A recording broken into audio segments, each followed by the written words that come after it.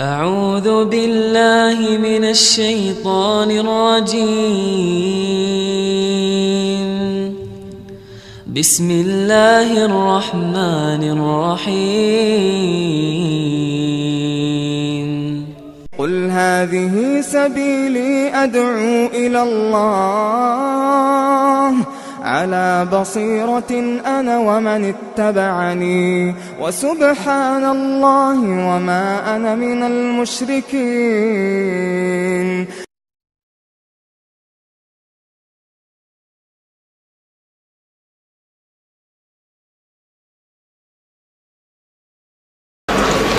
السلام عليكم ورحمة الله وبركاته. الحمد لله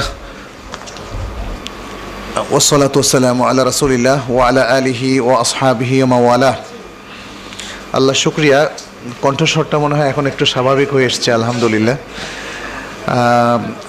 সালাতুল যোহরের পরে আমরা আমাদের আলোচনায় ফিরে যাচ্ছি। আমরা আলোচনা করছিলাম ইসলামী অর্থনীতির বৈশিষ্ট্যগুলো। এর মধ্যে 6টা বা 5টা বৈশিষ্ট্য আমরা আলোচনা করেছি। 5টা বৈশিষ্ট্য আমি সংক্ষেপে আবার বলছি। একটি হচ্ছে এটা আল্লাহ প্রদত্ত বিধান বা পদ্ধতি, আরেকটি হচ্ছে ইসলামী আকীদা থেকে উদ্ভূত এই অর্থনীতি, তৃতীয় হচ্ছে এটি হলো একটি পরিপূর্ণ ইসলামের বা ইসলামী বিধানের অংশ, চতুর্থ হচ্ছে এটি ইবাদত, পঞ্চম হচ্ছে এর সম্পর্ক মূল্যবোধ এবং আখলাকের সাথে, এবং ষষ্ঠ হলো আল মুরুনা, অর্থাৎ এটা এক জায়গায় ফিক্স না। ইসলামী অর্থনীতি এক জায়গায় ফিক্স হয়ে বসে নাই। যুগের উন্নয়নের সাথে মানুষের যত সমস্যা সবগুলোকে ফেস করে তার সুন্দর সমাধানের সাথে এটা সঙ্গতিপূর্ণ। সুতরাং ইসলামী অর্থনীতি হচ্ছে এটি যুগের সাথে সঙ্গতিপূর্ণ। যে কোনো যুগ, যে কোনো স্থান, পৃথিবীর যে কোনো অঞ্চল। ইসলামী অর্থনীতি শুধু বাংলাদেশের জন্য নয়, অথবা সৌদি আরবের জন্য নয়, মক্কা মদিনার জন্য নয়, সারা পৃথিবীর সবার জন্য। আলহামদুলিল্লাহ তার কিছু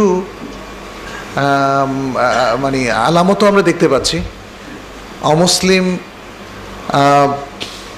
যে দেশগুলো, সেখানকার যে বিশ্ববিদ্যালয়, সেখানেও ইসলামিক ফিন্যান্স নিয়ে পড়াশোনা করা হয়। ইসলামিক ইকোনমিক্স বা মুসলিম ইকোনমিক্স, সেখানের কোনো হয়তো সাবজেক্ট একটা ডিপার্টমেন্টের কিছু ক্রেডিট আওয়ার থাকে। আবার কোথাও যেমন ইউকেতে এটা অনেকগুলো ইউনিভার্সিটিতে ফুল কোর্স হিসাবে আছে, ব্যাচেলর কোর্স হিসাবে আছে, অনেকে মেজর নিতে পারছেন। তার মানে হচ্ছে ইসলামী অর্থনীতি আজকে ইসলামী সমাজের বাইরেও তার গ্রহণযোগ্যতা তৈরি করে নিয়েছে।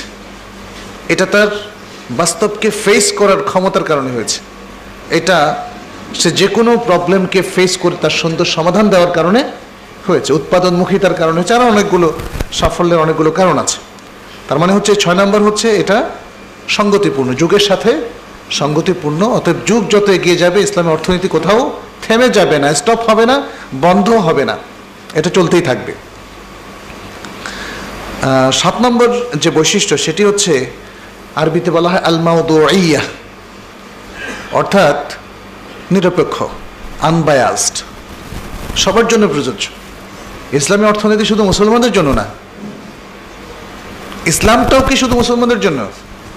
ইসলামটা সমস্ত মানব জাতির জন্যে।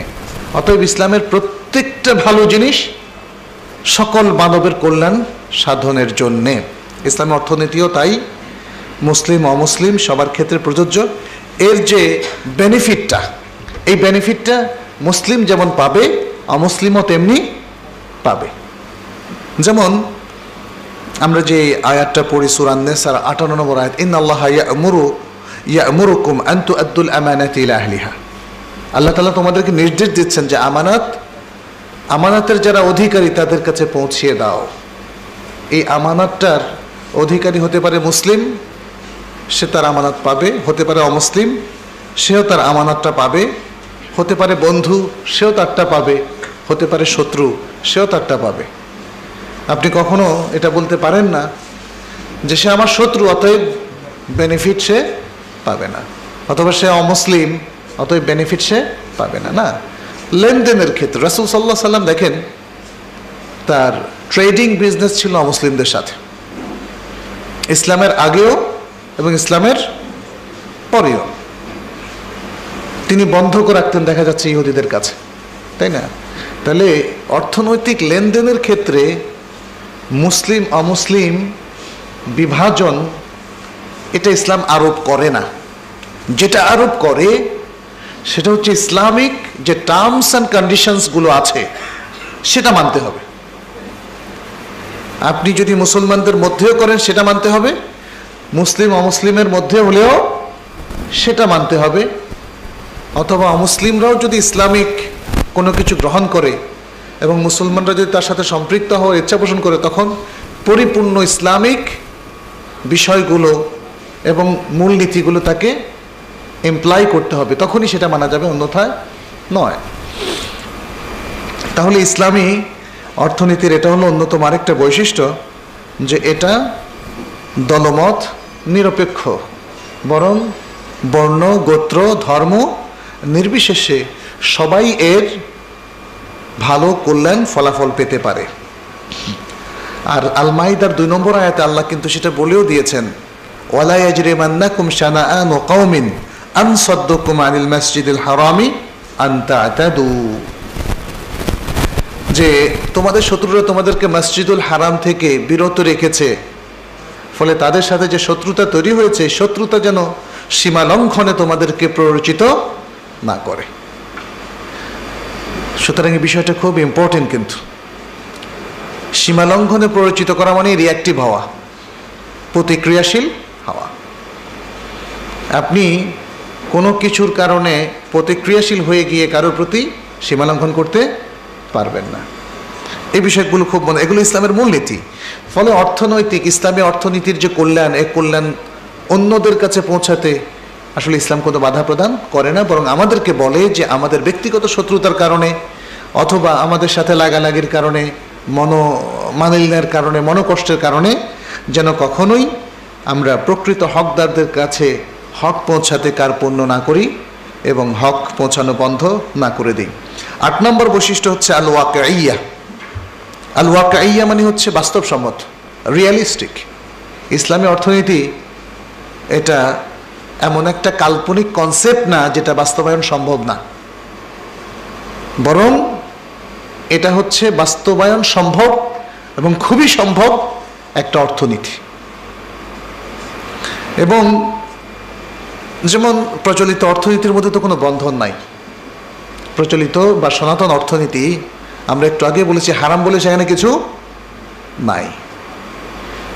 আর যদি কেউ বলে যে ইসলামে এটা করা যাবে না, ওটা করা যাবে না, তো আমাদের সব ট্রানজ্যাকশন আটকে যাবে, আমরা এক জায়গায় গিয়ে স্থবির হয়ে পড়ব, কিছুই করতে পারবো না, চলার গতি রুদ্ধ হয়ে যাবে, এ কথাটা শুদ্ধ নয়। বরং যদিও এটা ঠিক যে ইসলাম হালাল হারাম মেনে চলতে বাধ্য করে, ইসলামী অর্থনীতিও যে কোনো খাদ্যদ্রব্য বা যে কোনো দ্রব্যের ক্ষেত্রে হালাল হারাম এটা বাঁচতে আমাদেরকে বাধ্য করে, কিন্তু আবার কিছু মূলনীতি আছে। যেমন কোরআনের মধ্যে বলা হয়েছে ফামানি তুররা গায়রা বাগিন ওয়ালা আদিন ফালা ইসমা আলাইহি, যে ব্যক্তি বাধ্য হয় কিন্তু সে সীমালঙ্ঘনকারী নয়, সীমালঙ্ঘন করতে চায় না এবং সে ভুল পথে অগ্রসর হতে চায় না, তাহলে ফালা ইসমা আলাইহি, সে যে কাজ করতে বাধ্য হয় সেটা হারাম হলেও তাতে পাপ হবে না। কোরআনের এই আয়াতের আলোকে এরকম আরও বেশ কয়েকটা আয়াত আছে, হাদিসও আছে, এগুলোর আলোকে যে মূলনীতিটা আমাদের কাছে এসছে আদ-দারুরাত তুবিহুল মাহদুরাত, যে দারুরা সিচুয়েশন, জরুরি অবস্থা অনেক সময় হারামকে পারমিটেড করে, অনুমোদিত করে। কিন্তু এটা এমন মূলনীতি না যে আমার যখনই যে হারাম দরকার বাস এই কায়দা দেখায় আমি সেটাকে হালাল করে ফেললাম, এটা করা যাবে না। এটা দরুরা আছে কিনা, দরুরার একটা ডেফিনেশন আছে ইসলামে। দরুরা হচ্ছে এমন একটা সিচুয়েশন যে সিচুয়েশনে আপনি এই কাজটা না করলে আপনার জীবনই থাকবে না, জীবন বিপন্ন হয়ে যাবে, বিশাল ক্ষতি হয়ে যাবে, অল্প স্বল্প ক্ষতি না, বিশাল ক্ষতি, যেটা জীবনের উপর বড় ধরনের একটা আঘাত, এটাকে বলা হচ্ছে দরুরা সিচুয়েশন। যেমন কেউ একজন হয়তো কোনো এক দ্বীপে গিয়ে উঠলো নৌকা ডুবির কারণে বা জাহাজ ডুবির কারণে, এখন আর কোনো খাবার পাচ্ছে না। সামনে দেখলো একটা মরা গরু, সেখান থেকে সে গোশ খেতে পারবে কিনা? যান বাঁচানোর জন্য যতটুকু দরকার ততটুকু সে খেতে পারবে, কারণ তার যান বাঁচানো দরকার। এবং এক্ষেত্রে কখনো কখনো এই জরুরার কারণে কোনো জিনিস ওয়াজিব হয়ে যায়, আবার কখনো কখনো সেটা পারমিটেড থাকে। তো মূল কায়দা হচ্ছে জরুরাত তো কেবল বাহাদুরাত, জরুরা সিচুয়েশন নিষিদ্ধকে সিদ্ধ করে, বৈধ করে। কিন্তু তার আগে আমাদেরকে এটা প্রমাণ করতে হবে যে এই সিচুয়েশনটা দারুরা সিচুয়েশন, এটা জরুরাত। আমরা অনেক সময় দেখা যায় আমার প্রয়োজন, আমার মনে ইচ্ছা করছে, অথবা আমি এটা চাচ্ছি, এটাকে জরুরত বলে চালিয়ে দিই, এটা হবে না। যাই হোক, অর্থনীতির ক্ষেত্রে যদি কোনো ব্যক্তির, যদি কোনো সমাজের, যদি কোনো রাষ্ট্রের জরুরত দেখা দেয়, তিনটা ক্ষেত্রে, ব্যক্তি, সমাজ অথবা রাষ্ট্র, এদের জরুরত যদি দেখা দেয় এবং শরিয়াতের মূলনীতির আলোকে সেই জরুরত যদি প্রতিষ্ঠিত হয়, তাহলে সেটা পারমিটেড হয়ে যায়। তবে এখানেও একটা লিমিটেশন দেওয়া আছে, সেখানেও আরেকটা কায়দা আছে, সেটা হচ্ছে আদ-দারুরাতু তুকাদ্দারু বিকাদরিহা। আদ-দারুরাতু তুকাদ্দারু বিকাদরিহা, যে জরুরত পরিমাণের মধ্যে সীমিত থাকবে, জরুরত ক্রস করে আরো জিনিসকে কনজিউম করা, অ্যাভেল করা, এটা জায়েজ হবে না। যেমন যতটুকু খেলে যান বাঁচে ততটুকু খেতে হবে, এর বেশি খাওয়া যাবে না। যেটা এখন আমার জন্য জায়েজ, অত পেট পুরে খাও, ব্যাগে আরো কিছু নিয়ে নাও, এটা করা যাবে না। তো এটা একটা মূলনীতি, জীবনের যে কোনো ক্ষেত্রে এটা প্রযোজ্য। অর্থনীতির ক্ষেত্রেও প্রযোজ্য হতে পারে কখনো কখনো, যে মানুষের হয়তো অস্তিত্ব অথবা প্রতিষ্ঠানের অস্তিত্ব বাঁচিয়ে রাখার জন্যে, ইসলামী কোনো প্রতিষ্ঠানের, তখন এই বিষয়গুলো, এই জরুরতের ক্ষেত্রে আমাদের আসলে নিজে সিদ্ধান্ত না নিয়ে আমাদের কনসালটেন্সি করা উচিত। যিনি শরিয়া এক্সপার্ট, তার কাছে ক্রস করা উচিত, আচ্ছা আমি যে এই জরুরাটা নির্ধারণ করেছি, এটা কি আসলে জরুরত কিনা। অনেক ক্ষেত্রে আমাকেও যখন জিজ্ঞেস করে, আমি দেখলাম অনেক ক্ষেত্রে আসলে জরুরত না, কিন্তু মানুষ এটাকে জরুরত বলে চালিয়ে দিতে চায়। এই জন্য আপনি নিজের সিদ্ধান্ত না নিয়ে, সেটা হোক আপনার ব্যক্তির ব্যাপারে, আপনার প্রতিষ্ঠানের ব্যাপারে, আপনি পরামর্শ করবেন শরিয়া এক্সপার্টদের সাথে পরামর্শ করে। যদি জরুরত নিশ্চিত হয়, তাহলে কি পরিমাণ এই নিষিদ্ধ কাজগুলো থেকে কনজিউম করা যেতে পারে, সেটাও কিন্তু পরামর্শ করা প্রয়োজন। তো যাই হোক, আমরা বলছি এই সিচুয়েশনগুলো ওভারকাম করার জন্য শরিয়া কিন্তু পথ আমাদের জন্য উন্মুক্ত রেখেছে, একদম চিরতরে পথকে রুদ্ধ করে দেয়নি। 9 নম্বর যে বৈশিষ্ট্য, সেটি হচ্ছে ইসলামী অর্থনীতির লক্ষ্য, মূল লক্ষ্য অত্যন্ত মহান, এবং সেটি হচ্ছে মানুষের আত্মার মহত্ব অর্জন এবং তার নিজের সংশোধন, মানুষের সংশোধন। অর্থনৈতিক কর্মকাণ্ডের মাধ্যমেও মানুষ কিন্তু খারাপ হবে না, সংশোধিত হবে। আজকে দেখবেন যে অর্থনৈতিক কর্মকাণ্ড মানুষের খারাপ হয়ে যাওয়ার একটা বড় কারণ, কেউ চোরাচালানিতে সম্পৃক্ত হয়, সে কি ভালো? কেউ মাদকদ্রব্য পাচার করার মধ্যে সম্পৃক্ত হয়, খারাপ না? কারণটা কি? টাকা না? কেউ মানব পাচারে সম্পৃক্ত হয়, যেটা এখনকার একটা হট ইস্যু, সেটাও কি খারাপ না? টাকার জন্যই তো করে।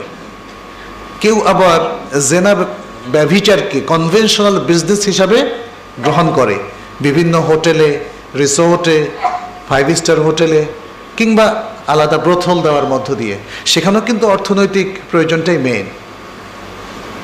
তাহলে উদ্দেশ্য কিন্তু এখানে মহৎ না, টাকাটা মেইন, অত্যন্ত নিকৃষ্ট উদ্দেশ্যকে সামনে রেখে। ফলে টাকা কামাতে গিয়ে কনভেনশনাল সিস্টেমে আমরা দেখি মানুষ আর ভালো থাকে না।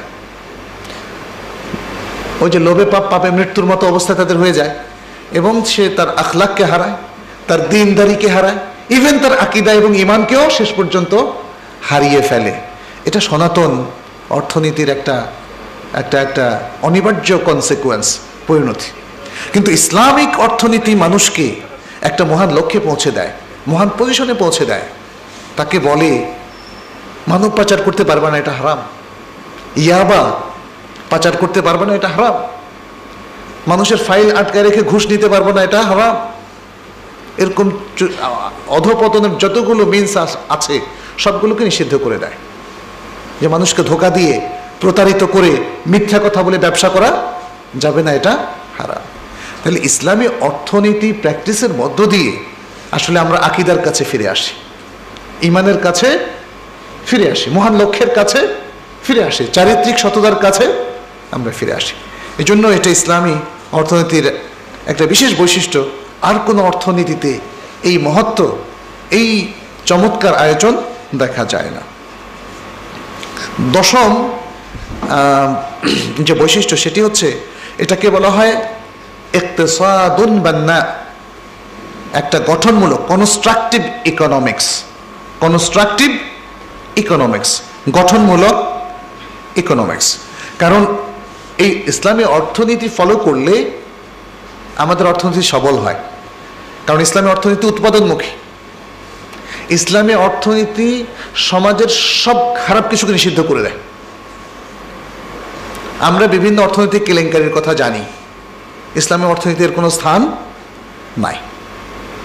আর একটু আগে যে কথাগুলো বললাম, এগুলো বাদ দিলে তো অর্থনীতি এমনি কনস্ট্রাকটিভ হয়ে যাবে, সমাজ সুন্দর করে পুনর্গঠিত হবে, দেশের অর্থনীতি চাঙ্গা হবে, উৎপাদন বেড়ে যাবে, বেকারত্ব কমে যাবে, মানুষের হাত বেশি কাজ করবে, দেশ খুব দ্রুত অর্থনৈতিক প্রবৃদ্ধি অর্জন করবে।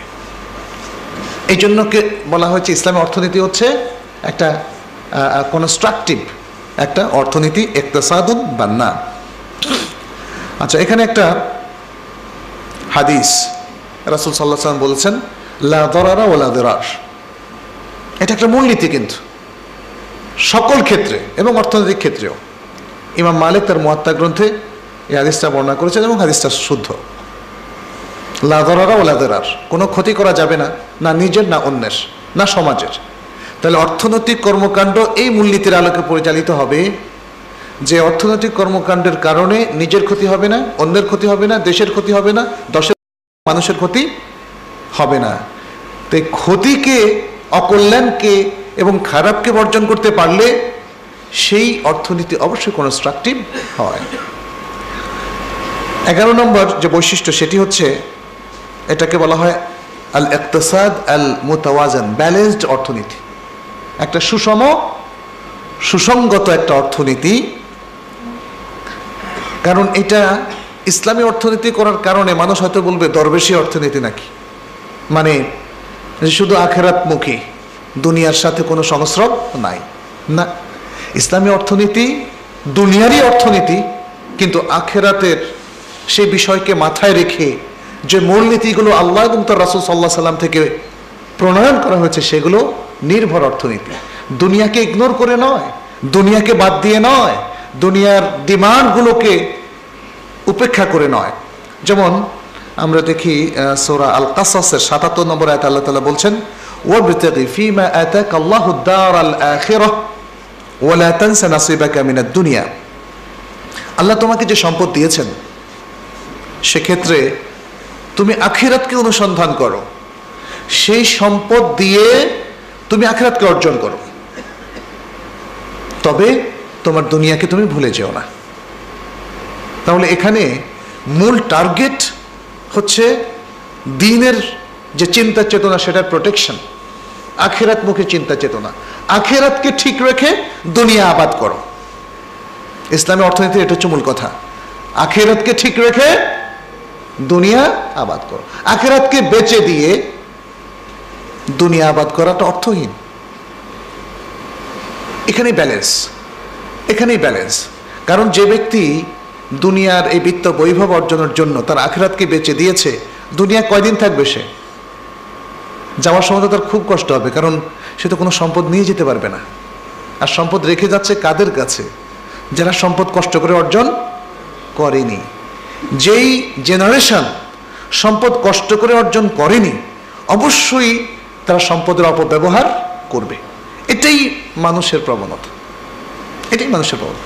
বাবা অগাধ সম্পত্তির মালিক, সন্তানের কাজ হচ্ছে এটাকে খালি উড়াইয়ে দেওয়া, তাই না? বন্ধুদের সাথে এটাকে যত দ্রুত সম্ভব, যত বেশি। তার আজকে একটা গাড়ি দরকার, কালকে আরেকটা গাড়ি দরকার, আজকে এটা দরকার, কালকে এটা, চাহিদার কোনো শেষ নাই। ইসলাম এই জিনিসটাকে প্রতিহত করে এবং সেটা হচ্ছে তাকে আখিরাতমুখী করে প্রধানত, তারপরে দুনিয়ার যে বাস্তব ভিত্তিক প্রয়োজন সেগুলো মেটায়। 12 নম্বর যে বৈশিষ্ট্য এই ইসলামী অর্থনীতি, সেটি হচ্ছে আল মালু মিলকুন লিল্লাহ। ইসলামী অর্থনীতির দৃষ্টিতে যে কোনো সম্পদের আসল মালিক হলেন আল্লাহ, মানুষ না। অতএব সম্পদের ব্যবহার হবে মালিকের ইচ্ছা অনুযায়ী। সুবহানাল্লাহ, কত লজিক্যাল একটা বিষয়। সম্পদের ব্যবহার হবে তার প্রকৃত মালিকের ইচ্ছা অনুযায়ী। আমরা হচ্ছে ট্রাস্টি, আমাদের হাতে দেওয়া হয়েছে সম্পদকে ব্যবহার করতে, কিন্তু ব্যবহার করব মালিকের ইচ্ছা অনুযায়ী। এটা কিন্তু কনভেনশনাল এবং সনাতন ইকোনমিক্সের মধ্যে নাই। সেখানে যথেচ্ছ ব্যবহার, সম্পদের ইনকাম যথেচ্ছ, তার ব্যবহার যথেচ্ছ, তার ব্যয় ইচ্ছা মতো হয়। আল্লাহ তাআলা সূরা নূরের মধ্যে বলেছেন লিল্লাহি মুলকুস সামাওয়াতি ওয়াল আরদ, আসমান সমূহ এবং জমিনের মালিকানা আল্লাহরই জন্য। আর সূরা নূরের 33 নম্বর আয়াতে আল্লাহ বলছেন ওয়া আতুহুম মিন মালিল্লাহিল্লাযী আতাকুম, আল্লাহর সেই মাল যা তিনি তোমাদেরকে প্রদান করেছেন তা থেকে তাদেরকে প্রদান করো। তাহলে সম্পদের মূল মালিক হলেন আল্লাহ। 13 নম্বর বৈশিষ্ট্য, সেটি হচ্ছে সম্পদ কিভাবে কনজিউম করতে হবে, কিভাবে ব্যবহার করতে হবে, সে ব্যাপারে মূলনীতি বলে দেওয়া আছে। কিভাবে অর্জন করতে হবে এবং কিভাবে ব্যবহার করতে হবে। যেমন সূরা আরাফের 31 নম্বর আয়াতে আল্লাহ তাআলা বলে দিয়েছেন কুলু ওয়াশরাবু ওয়া তুসরিফু, নাকি ওয়ালা তুসরিফু, তোমরা খাও পান করো এবং অপব্যয় করো না। খাও পান করো, অপব্যয় করো না, মূলনীতি বলে দেয়া আছে। ইসরাফ এবং তাবযীর দুটোই কোরআনে নিষেধ করে দেওয়া হয়েছে। তার মানে হচ্ছে পরিমিত ব্যয় করবে। পরিমিত ব্যয় করার জন্য আরো চমৎকার একটা আয়াতে আল্লাহ তাআলা আমাদেরকে নির্দেশ দিয়েছেন। যেমন বলেছেন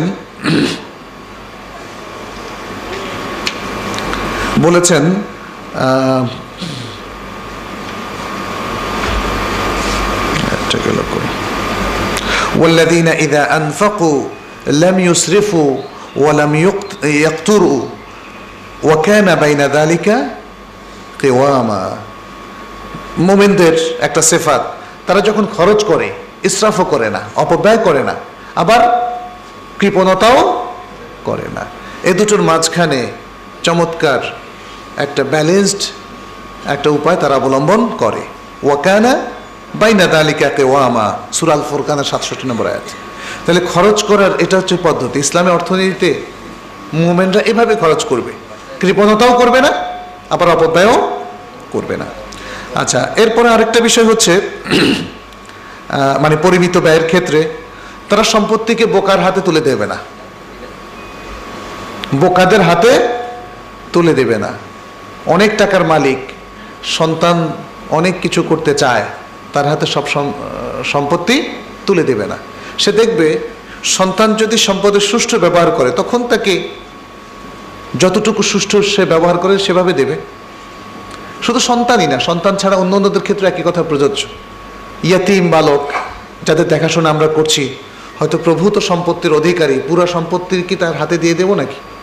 যদি সে 15 বছর 20 বছর বয়সের হয়, তার হাতে দিলে তো সে এটাকে উল্টো পাল্টা ব্যয় করে ফেলবে, নষ্ট করে ফেলবে। নিজের সন্তান হোক অথবা অন্যান্য এতিম সন্তান হোক, যাদের দেখাশোনা আমাদের দায়িত্বে, তাদের হাতে সম্পদ তুলে দিয়ে সম্পদকে ধ্বংস করা যাবে না। আল্লাহ তাআলা বলছেন ওয়ালা তুতুস সুফাহা আমওয়ালাকুম, তোমাদের সম্পত্তি, যে সম্পত্তি আল্লাতি জাআলাল্লাহু লাকুম কিয়ামা, যে সম্পত্তিকে আল্লাহ তাআলা তোমাদের জীবন ধারণের উপায় অবলম্বন করেছেন, সে সম্পত্তিকে যারা যারা অবুঝ তাদের হাতে তুলে দিও না। অবুঝ, সুফাহা বলতে এখানে অবুঝদেরকে বোঝানো হচ্ছে, সেই ইয়াতিম হোক বা আমাদের সন্তান হোক। ওয়ারযুকুহুম ফিহা, তাদেরকে তুমি তাদের রিজিক প্রোভাইড করো, তাদের যা দরকার সেটা তাদেরকে দাও। ওয়াকসুহুম, তাদের পোশাকের ব্যবস্থা করো। ওয়াকুলু লাহুম কাওলাম মারুফা, এবং তাদের সাথে সুন্দর আচরণ করো। মানে আচরণ থাকবে সুন্দর। আমরা অনেক সময় যখন বলি যে দেব না, তখন ধমক দিই, তাই না? এখানে দেখেন বলছে না, আপনি দেবেন না, এই জন্য ধমক দেওয়ার জরুরি না। আপনি তাকে বলবেন যে হ্যাঁ, তোমাকে এতটুকু দেওয়া হলো, তুমি এতটুকু নিয়ে সন্তুষ্ট থাকো, এর বেশি তোমাকে দেওয়া হবে না। ব্যবহার সুন্দর করতে হবে, নিজের সন্তান হোক বা যেই হোক। এখানে সুফাহা বলতে অবশ্যই ইয়েতিমদের আলোচনা গিয়েছে, তো ইয়েতিমদেরকে বোঝানো হয়েছে। ইয়েতিম মানে তো জানেন, আমরা অনেক সময় বলি যে বাবা না থাকলেই ইয়েতিম। অনেকে আবার এটাও জানে না, মনে করে মা মারা গেলে ইয়াতিম। বাবা মারা গেলে ইয়াতিম, কিন্তু যখন সে নাবালেগ থাকে, বালেগ হয়ে গেলে সে আর ইয়াতিম থাকে না। আর অনেকে তো মনে করে যে হয়তো বউ মারা গেলেও ইয়াতিম, বল যে আমার বউ মারা একজন ইয়াতিম ব্যক্তি। যাই হোক, আরেকটা বিষয় আমরা যেটা বললাম, সম্পদের সুষম ব্যবহারের প্রতি ইসলাম আমাদেরকে উদ্বুদ্ধ করে, সেটি হচ্ছে হারাম মালের মানে আদান প্রদান, এটা নিষিদ্ধ করে। এটা একটা ব্যালেন্সড যে কনজিউম করার যে নির্দেশ, ইনস্ট্রাকশন, তার একটা প্রমাণ। হারাম মাল এটা লেনদেন করা যাবে না, ঘুষের লেনদেন করা যাবে না, সুদের লেনদেন করা যাবে না, এবং ক্ষতিকর সম্পত্তির লেনদেন করা যাবে না। ড্রাগ বা নেশা জাতীয় জিনিস ব্যবহার করা যাবে না এবং তার লেনদেন করা যাবে না। শুকরজাত জিনিস প্রডিউস করা যাবে না, লেনদেন করা যাবে না। তাহলে ইসলাম কিন্তু আমাদেরকে এক ভেরি ক্লিয়ারলি বলে দিয়েছে যে ইসলামিক অর্থনৈতিক কর্মকাণ্ডের মধ্যে কিভাবে আমরা লেনদেন করব, কোন জিনিসগুলো আমরা প্রডিউস করব, কোন জিনিসগুলো আমরা কনজিউম করব, এবং কোনটা আমরা বাদ দিব আমাদের অর্থনৈতিক কর্মকাণ্ড থেকে। এখানে অনেকগুলো নীতি আছে, আমরা হয়তো অত ডিটেলস তো আলোচনা করছি না, করতেও পারবো না। সেটি হচ্ছে যা খাওয়া হারাম, তা কেনা হারাম, তা বেচাও হারাম, এবং বেচার পরে যদি টাকাটা এসে যায় তাহলে সেটাও হারাম। হয়তো অনেকে বলবেন যে যেমন তামাক সেবন করা, এটা কি হারাম। তো আমরা অনেক সময় সিগারেটের ক্ষেত্রে হারাম বলি, কিন্তু পানের সাথে খাইলে সেটাকে অনেকেই মাকরু বলেন। যাই হোক, আসলে তামাক সেবন করাটা এটা ইসলামের দৃষ্টিতে হারাম, বিশ্বের বড় বড় স্কলাররা সেটা বলেছেন।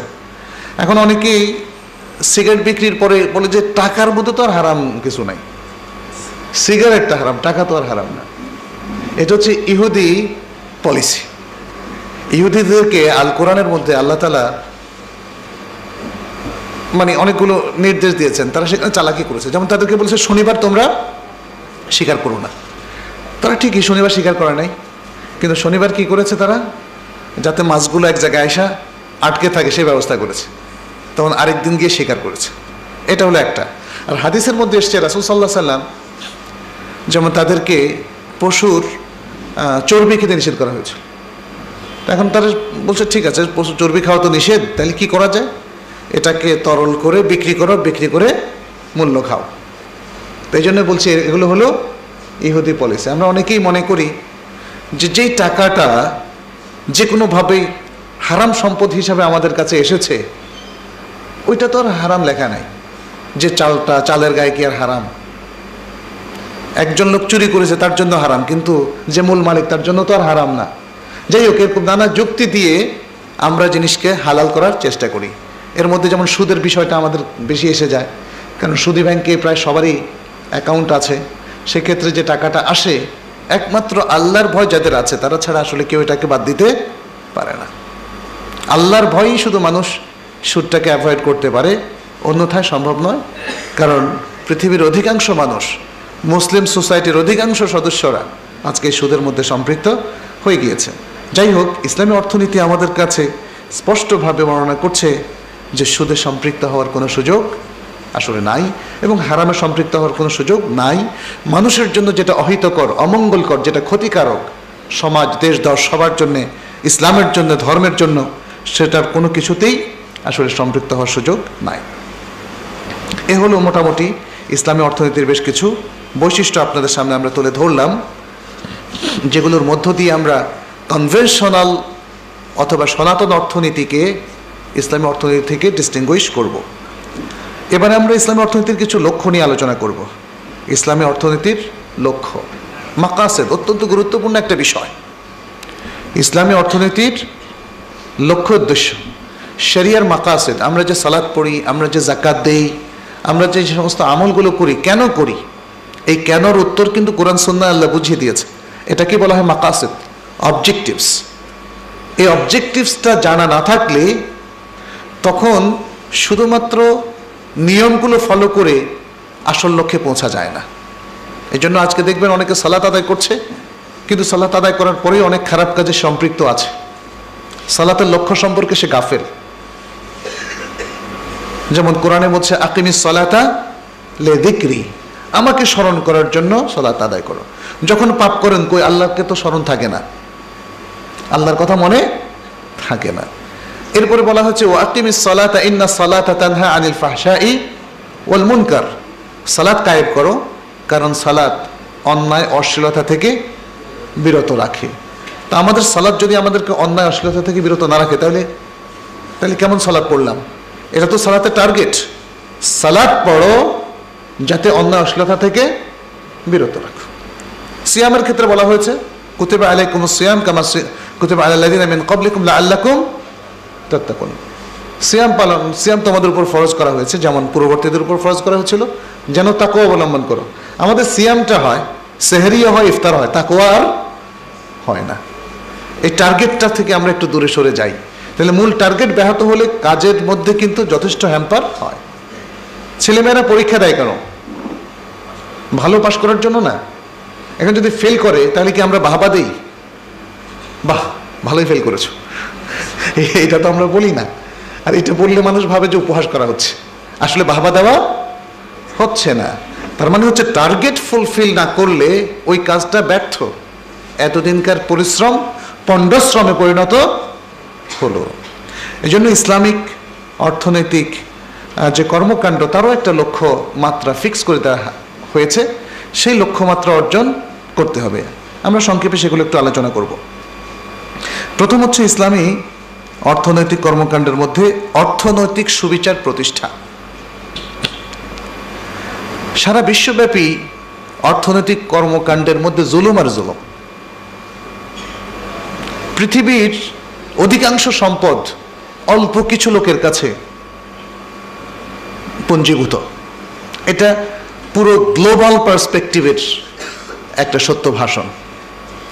এবং যে কোনো দেশের ক্ষেত্রেও আপনি দেখেন, আমাদের এই দেশের টাকা পয়সা 18 কোটি লোকের মধ্যে সমভাবে ডিস্ট্রিবিউট করা হয়নি। অল্প কিছু লোকের কাছে এদেশের সিংহভাগ টাকা। অন্য যে কোনো আরেকটা কান্ট্রি দেখেন, সেখানে একই অবস্থা।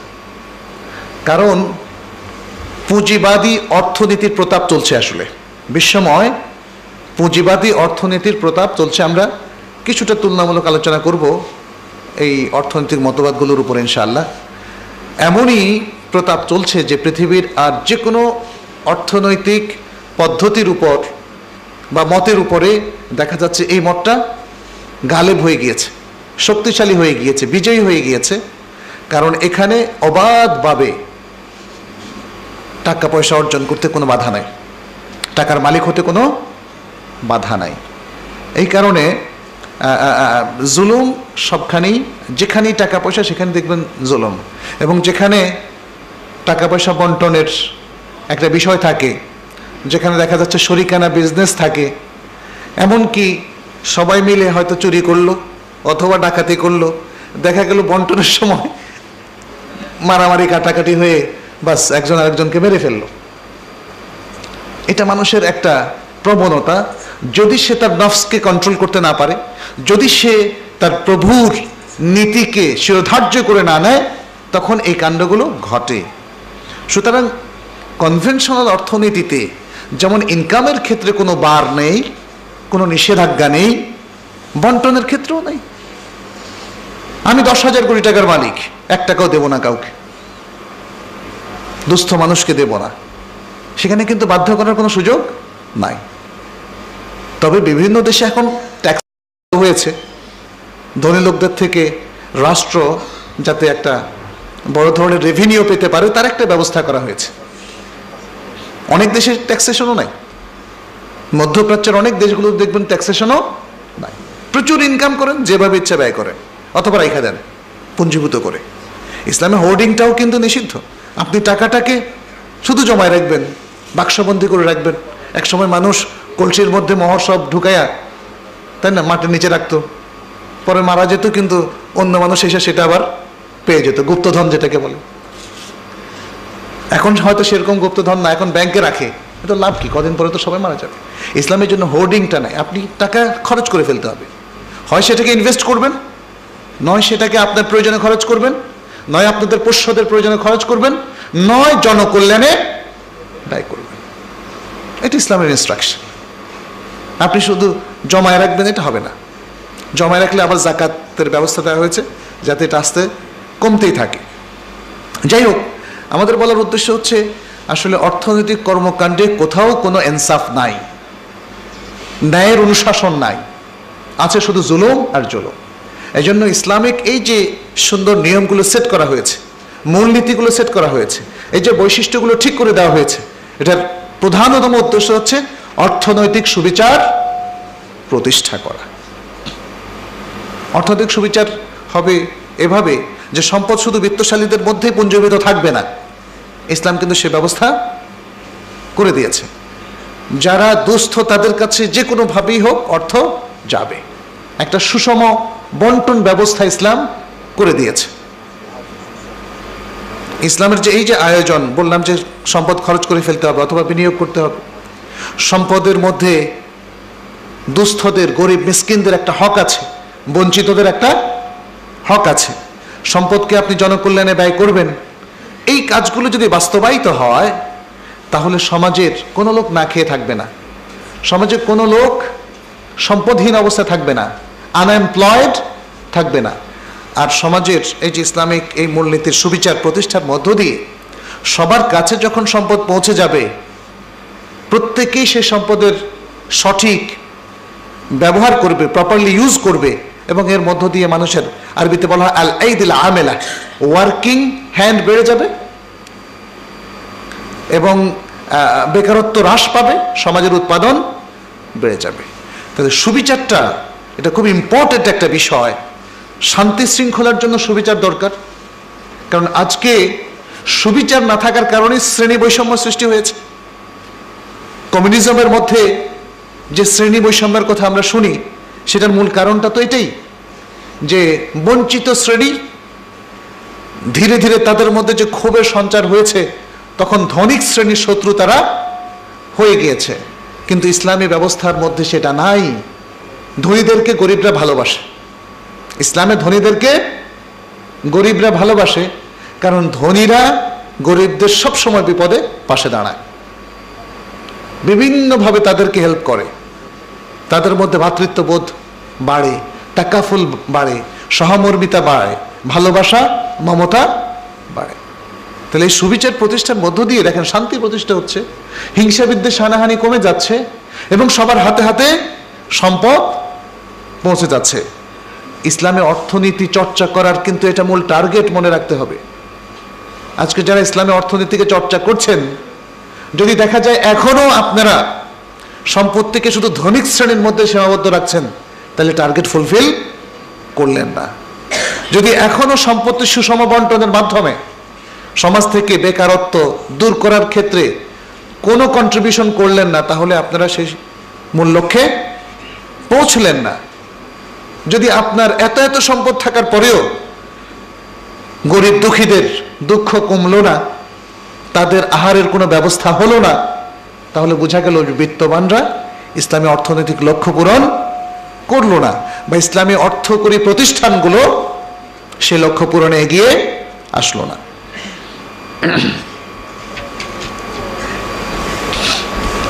আচ্ছা, 2 নম্বর যে বিষয় সেটি হচ্ছে উন্নত নৈতিক মূল্যবোধ প্রতিষ্ঠা। উন্নত নৈতিক মূল্যবোধ প্রতিষ্ঠা, এর উপর কিছু আলোচনা আমরা করে ফেলেছি। আমরা বলেছি যে ইসলামী অর্থনীতির আয়োজনটা এত সুন্দর, এতটা সায়েন্টিফিক, এত যৌক্তিকভাবে এর কর্মকাণ্ডগুলো সাজানো হয়েছে যে অটোমেটিক এর মধ্য দিয়ে নৈতিক মূল্যবোধ প্রতিষ্ঠিত হবে। মানুষ খারাপের পথ থেকে ভালোর দিকে চলে আসবে, সে ভুল আকীদা থেকে সঠিক আকীদার দিকে চলে আসবে, সে ইসলাম বিরোধী পথ থেকে ইসলামের পথে চলে আসবে। যখন সে পাপ বর্জন করবে, পাপী বস্তু প্রডিউস করবে না, যদিও সেখানে অনেক লাভ, সে সেখানে যাবে না। এটা তাকে এবং তার অন্তরকে, তার চিন্তা চেতনাকে পরিশুদ্ধ করবে। একজন লোক এভাবে সংশোধিত এবং একজন চমৎকার ব্যক্তিত্বে পরিণত হবে, তথা তার মূল্যবোধ প্রতিষ্ঠা হবে। এখানে মূল্যবোধের ক্ষেত্রে আমরা আর কয়েকটা বলি, যে সে শুধু যে হারাম বর্জন করবে সেটা নয়, সমাজের সবার প্রতি যে তার একটা দায়িত্ববোধ আছে, সে দায়িত্ববোধও তার উন্নীত হবে। এটা মোরাল একটা পজিশন। দুস্থদেরকে দান করা, নিডিদেরকে হেল্প করা, অসুস্থদেরকে আরোগ্য দানের ক্ষেত্রে চিকিৎসা সেবা প্রদান করা, দরিদ্র স্টুডেন্টদের শিক্ষা ব্যবস্থা, তাদেরকে হেল্প করা ইত্যাদি, এগুলো আমাদের ভালোবাসা বাড়ায়, দ্বীনি মহাব্বত তৈরি করে এবং মানুষের প্রতি আমাদের দায়িত্ববোধকে জাগ্রত করে। আচ্ছা, তৃতীয় যে বিষয় সেটি হচ্ছে সামাজিক সাম্য ও স্থিতি সংরক্ষণ। সামাজিক সাম্য ও স্থিতি সংরক্ষণ। আগের কথাগুলোতেও কিছুটা হলেও এই ব্যাপারে বক্তব্য এসে গিয়েছে, যে যখন সুবিচার প্রতিষ্ঠা হবে তখন সাম্য বা সমতা বিধান হয়ে যায়। সুবিচারটা হচ্ছে সাম্য প্রতিষ্ঠার পূর্ব শর্ত। অবিচার করে, অন্যায় করে, বৈষম্য রেখে আসলে সাম্যের কথা এটা বুলি আওড়ানো যায়, কিন্তু সমাজে সাম্য প্রতিষ্ঠিত হয় না।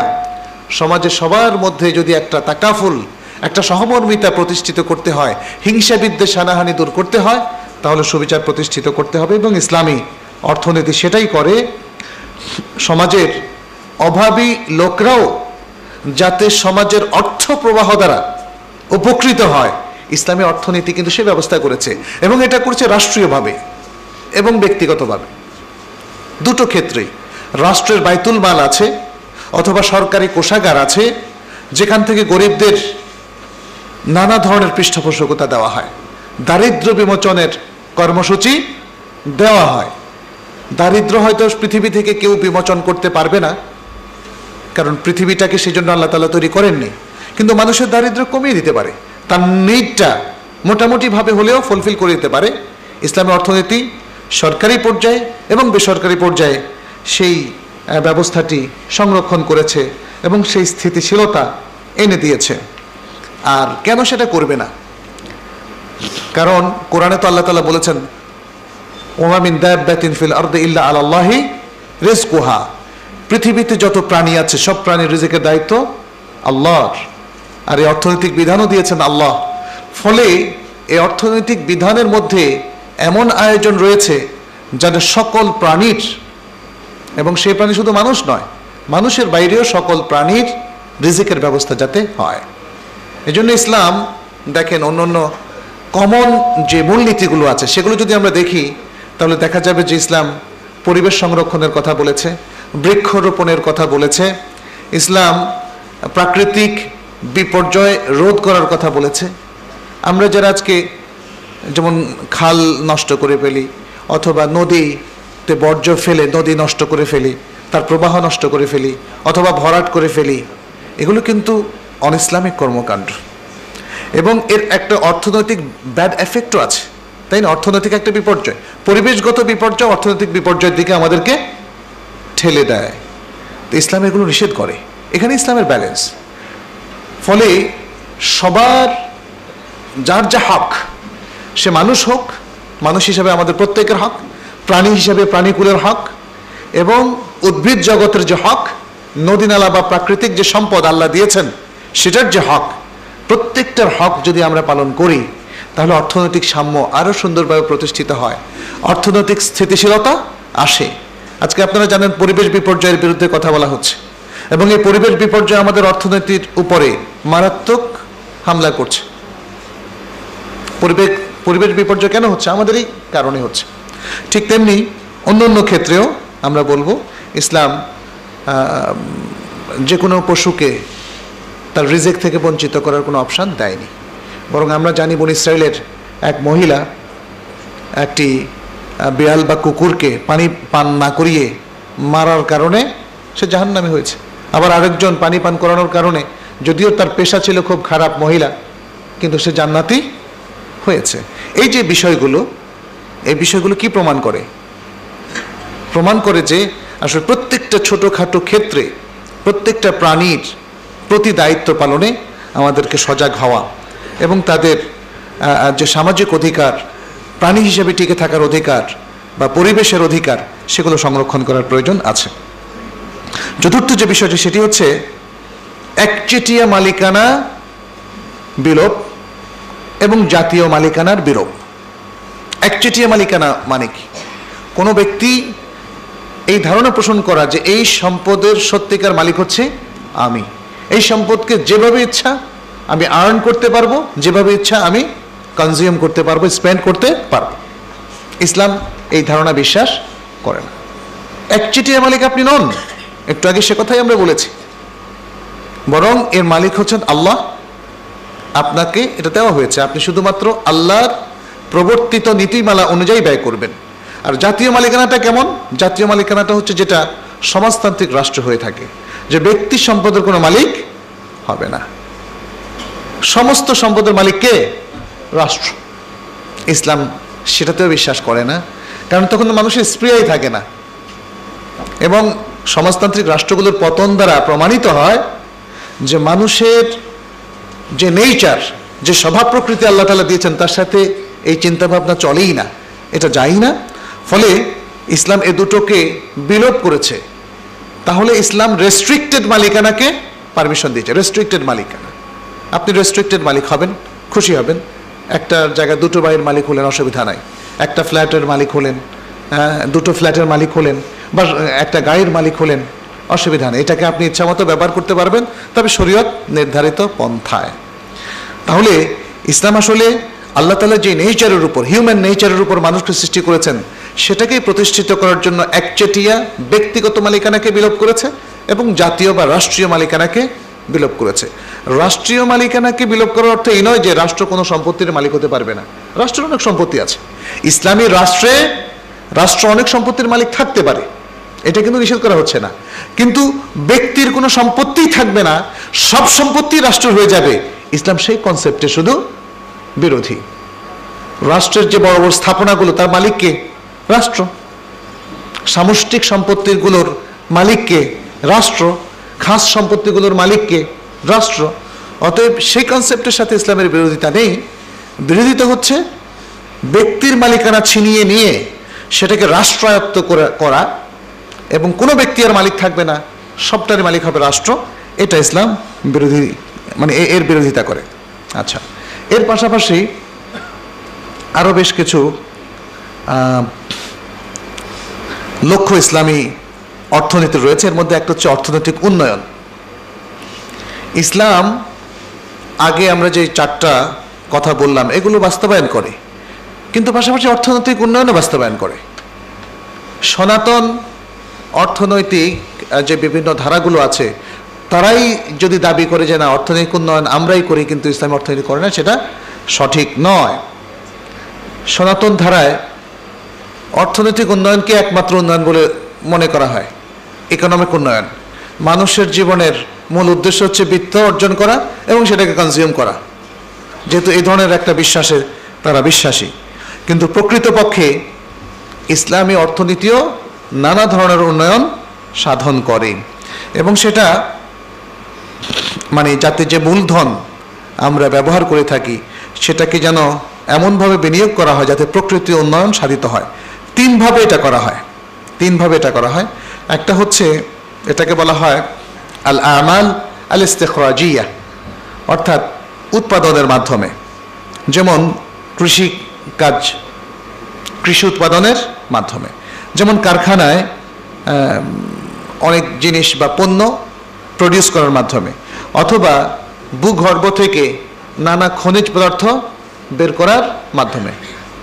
এগুলো গুডস, এগুলো সম্পদ, এগুলো বের করার মধ্য দিয়ে উন্নয়ন সাধিত হয়, যেমন গ্যাস, তেল আর অন্যান্য খনিজ পদার্থ।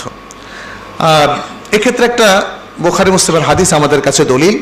রাসূলুল্লাহ সাল্লাল্লাহু আলাইহি ওয়াসাল্লাম বলছেন, মা মিন মুসলিমিন ইয়াগরিসু গারসান আও ইয়াজরাউ জারআন ফায়াকুলু মিনহু তায়রুন আও ইনসানুন ইল্লা কানা লাহু বিহি সাদাকা। কোনো মুসলিম যদি কোনো গাছ লাগায় অথবা কোনো ফসল উৎপাদন করে, তারপর তা থেকে খায় কোনো পাখি অথবা কোনো মানুষ, তাহলে এটা তার জন্য হবে সাদাকা, এটা তার জন্য সাদাকা। এটা হচ্ছে একটা উদাহরণ মাত্র, যেটা দিয়ে সব ধরনের উৎপাদনকে বলা হয়েছে এটা সাদাকা। আমরা উৎপাদন করলাম অর্থনৈতিকভাবে বেনিফিটেড হওয়ার জন্য, প্রফিটের জন্য, কিন্তু তারপরেও এটা সাদাকা হতে পারে। যদি সিএসআর কাজগুলো আমরা করি, যদি মানব কল্যাণের কাজগুলো আমরা করি, তাহলে আমাদের কারখানা, আমাদের গুপ্তধন প্রাপ্তি কিংবা খনিজ পদার্থ উত্তোলন, উৎপাদন, কৃষিজাত উৎপাদন সব কিছুই এক্ষেত্রে প্রকৃত উন্নয়নের যেমন একটা কারণ, আমাদের সওয়াবেরও একটা কারণ। দ্বিতীয় যে বিষয়টা সেটা হচ্ছে আল আমাল আত তাহউইলিয়া, বলা হয় আল আমাল আত তাহউইলিয়া, এক জিনিস থেকে আরেকটা জিনিস তৈরি করা। এটা সরাসরি প্রডিউস করা নয়, আগের বিষয়গুলো হচ্ছে সরাসরি প্রডিউস করা, আর এটা হচ্ছে এক জিনিস থেকে আরেক জিনিস তৈরি করা। যেমন কটন থেকে কাপড় তৈরি করা, এবং যেমন হয়তো লোহা থেকে লোহাজাত বিভিন্ন দ্রব্য তৈরি করা, গাড়ি তৈরি করা, বিভিন্ন মানুষের জন্য প্রয়োজনীয় বস্তুগুলো তৈরি করা। তো এই তৈরি করাটা এটা আমাদের অর্থনীতির একটা মূল কাজ এবং অত্যন্ত সম্মানজনক কাজ। যেমন বুখারীর কিতাবুল বুয়ের মধ্যে একটা হাদিস এসেছে, রাসূলুল্লাহ সাল্লাল্লাহু আলাইহি ওয়াসাল্লাম বলেছেন, মা আকালা আহাদুন তাআমান কাত্তু খায়রান মিন আন ইয়াকুলা মিন আমালি ইয়াদিহি ওয়া ইন্না নাবিয়াল্লাহি দাউদ কানা ইয়াকুলু মিন আমালি ইয়াদিহি। যে কোনো ব্যক্তি সে তার নিজের পরিশ্রমতে যা সে ইনকাম করেছে, তার মাধ্যমে যা খেয়েছে, অর্থাৎ তার ইনকাম থেকে যা খেয়েছে, এটার চাইতে উত্তম আর কোনো ইনকাম তার নাই। আমাদের অনেকে বিভিন্ন চাতুরতার সাথে যে ইনকামটা করে সেটা আর পরিশ্রমলব্ধ ইনকাম আসলে এক নয়। এই পরিশ্রম হতে পারে শারীরিক পরিশ্রম, কায়িক পরিশ্রম, ইন্টেলেকচুয়াল পরিশ্রম। মেধার পরিশ্রমটাও এর মধ্যে গণ্য, সেটাকে ইগনোর করা হচ্ছে না। কারণ এটা আল্লাহ তাআলা আমাদের এই হিউম্যান বডির মধ্যে যে কল কবজাগুলো দিয়েছেন সেটাকেই কাজে লাগাচ্ছি আমরা। কিন্তু মনে রাখতে হবে, ইন্টেলেকচুয়াল পরিশ্রম যেটা, সেটা যদি হয় প্রতারণামূলক, তাহলে আর সেটা ইন্টেলেকচুয়াল পরিশ্রমের মধ্যে থাকছে না। মানুষকে প্রতারণা করা এটাও কিন্তু একটা বুদ্ধির কাজ, কিন্তু এই বুদ্ধিটা ইসলামে হালাল ইনকাম বলে, হালাল কাজ বলে যেমন গণ্য হবে না, হালাল ইনকাম বলে গণ্য হবে না। কিন্তু বুদ্ধির কাজ হতে পারে, একজন একটা বই লিখলো, বই লিখে সে কিছু টাকা আর্ন করলো, এটা জায়েজ, এটা জায়েজ। এভাবে বুদ্ধিবৃত্তিক আরও যে সমস্ত বৈধ কাজগুলো আছে, যার সাথে প্রতারণার কোনো সম্পর্ক নেই বা মানুষকে ঠকানোর কোনো বিষয় নেই, তাহলে সেটা জায়েজ, সেটা মিল আমালে ইয়াদিহির মধ্যেই পড়বে, তার শারীরিক অঙ্গ প্রত্যঙ্গের কাজ। অতএব শরীরের এই কায়িক পরিশ্রমের মাধ্যমে বা বুদ্ধিবৃত্তিক পরিশ্রমের মাধ্যমে আমরা যেই খাবারটা খাচ্ছি অর্জনের মাধ্যমে, সেটা অত্যন্ত উত্তম বলে রাসূল সাল্লাল্লাহু আলাইহি ওয়াসাল্লাম বলেছেন। আর বলেছেন আল্লাহর নবী দাউদ তিনিও পরিশ্রম করে খেতেন, তিনিও পরিশ্রম করে খেতেন। অতএব এটা হচ্ছে সুন্নাহ। তাহলে এই পরিশ্রমের মধ্য দিয়ে কিন্তু প্রকৃত প্রোডাকশন হয়। আমরা যে বলছি, আমরা এগুলো উদাহরণস্বরূপ বলছি। আমরা বলেছি যে আরেকটা মূল লক্ষ্য হচ্ছে অর্থনৈতিক উন্নয়ন সাধন, এবং অর্থনৈতিক উন্নয়ন সাধনের মধ্যে প্রকৃত উন্নয়ন সাধন এটা ইসলামিক অর্থনীতির মাধ্যমে হয়। এক নম্বরটা বলেছি যেমন ফসল উৎপাদনের মাধ্যমে বা এরকম আরও কিছু। দুই নম্বরটা বলেছি মানুষ কাজ করার মধ্য দিয়ে উৎপাদন হয়। আচ্ছা, তিন নম্বর হচ্ছে খাদামাত বা সার্ভিস। সার্ভিস, ইসলামের সার্ভিস দেওয়ার মধ্য দিয়েও প্রকৃত উন্নয়ন হয় বলে ঘোষণা করে। যেমন পার্সোনাল সার্ভিস, এক্ষেত্রে কেউ যদি কাউকে শ্রমিক হিসাবে ব্যবহার করেন, তাহলে পার্সোনাল কাজে তাকে ব্যবহার করা হলো এবং সে এখানে শ্রম উৎপাদন করলো। সে যে সার্ভিসটা দিল তার মধ্যেও কিছু উৎপাদন, প্রকৃত উৎপাদন হলো। আর দ্বিতীয় হচ্ছে আল খাদামাত আল আম্মা, পাবলিক সার্ভিস। পাবলিক সার্ভিসের মধ্যে আছে যেমন যারা কমন কাজগুলো করে, যার বেনিফিট সব মানুষ পায়, শুধু আপনি অথবা আপনার কোম্পানি না, সব মানুষ পায়। যেমন সেলুনে যারা চুল কাটে, এর কিন্তু সবার কাটে, সব মানুষ তার থেকে বেনিফিটেড হয়। অথবা রাস্তায় যারা পরিষ্কার করে, ক্লিনার, তারা সব মানুষের উপকার করে। এই জন্য পাবলিক সার্ভিসের, পাবলিক প্রশাসনে যারা কাজ করেন সেটাও পাবলিক সার্ভিস হিসাবে গণ্য হবে। এবং এগুলোর মধ্য দিয়েও নানা ধরনের আসলে উন্নয়ন হয়, কারণ সার্ভিসটাও একটা সম্পদ এবং এর মধ্য দিয়ে মানুষের নিড ফুলফিল হয়। আচ্ছা, 7 নম্বর যে লক্ষ্যের কথা আমরা বলবো, 7 নম্বর নয়, এটা 6 নম্বর, সেটি হচ্ছে মানুষের সুখ শান্তি বাস্তবায়ন। মানুষের সুখ শান্তি বাস্তবায়ন।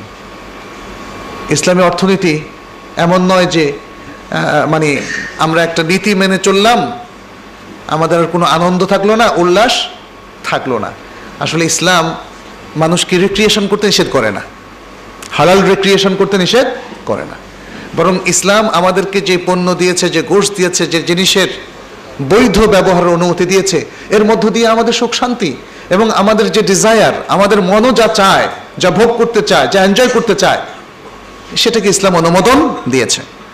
সূরা আল ইসরা, যেটাকে আমরা সূরা বনী ইসরাঈল বলি, তার ৭০ নম্বর আয়াতে আল্লাহ তাআলা বলছেন, ওয়ালাকাদ কাররামনা বানি আদমা ওয়া হামালনাহুম ফিল বাররি ওয়াল বাহরি ওয়া রাযাকনাহুম মিনাত তাইয়্যিবাত ওয়া ফাদ্দালনাহুম আলা কাসীরিম মিম্মান খালাকনা তাফদীলা।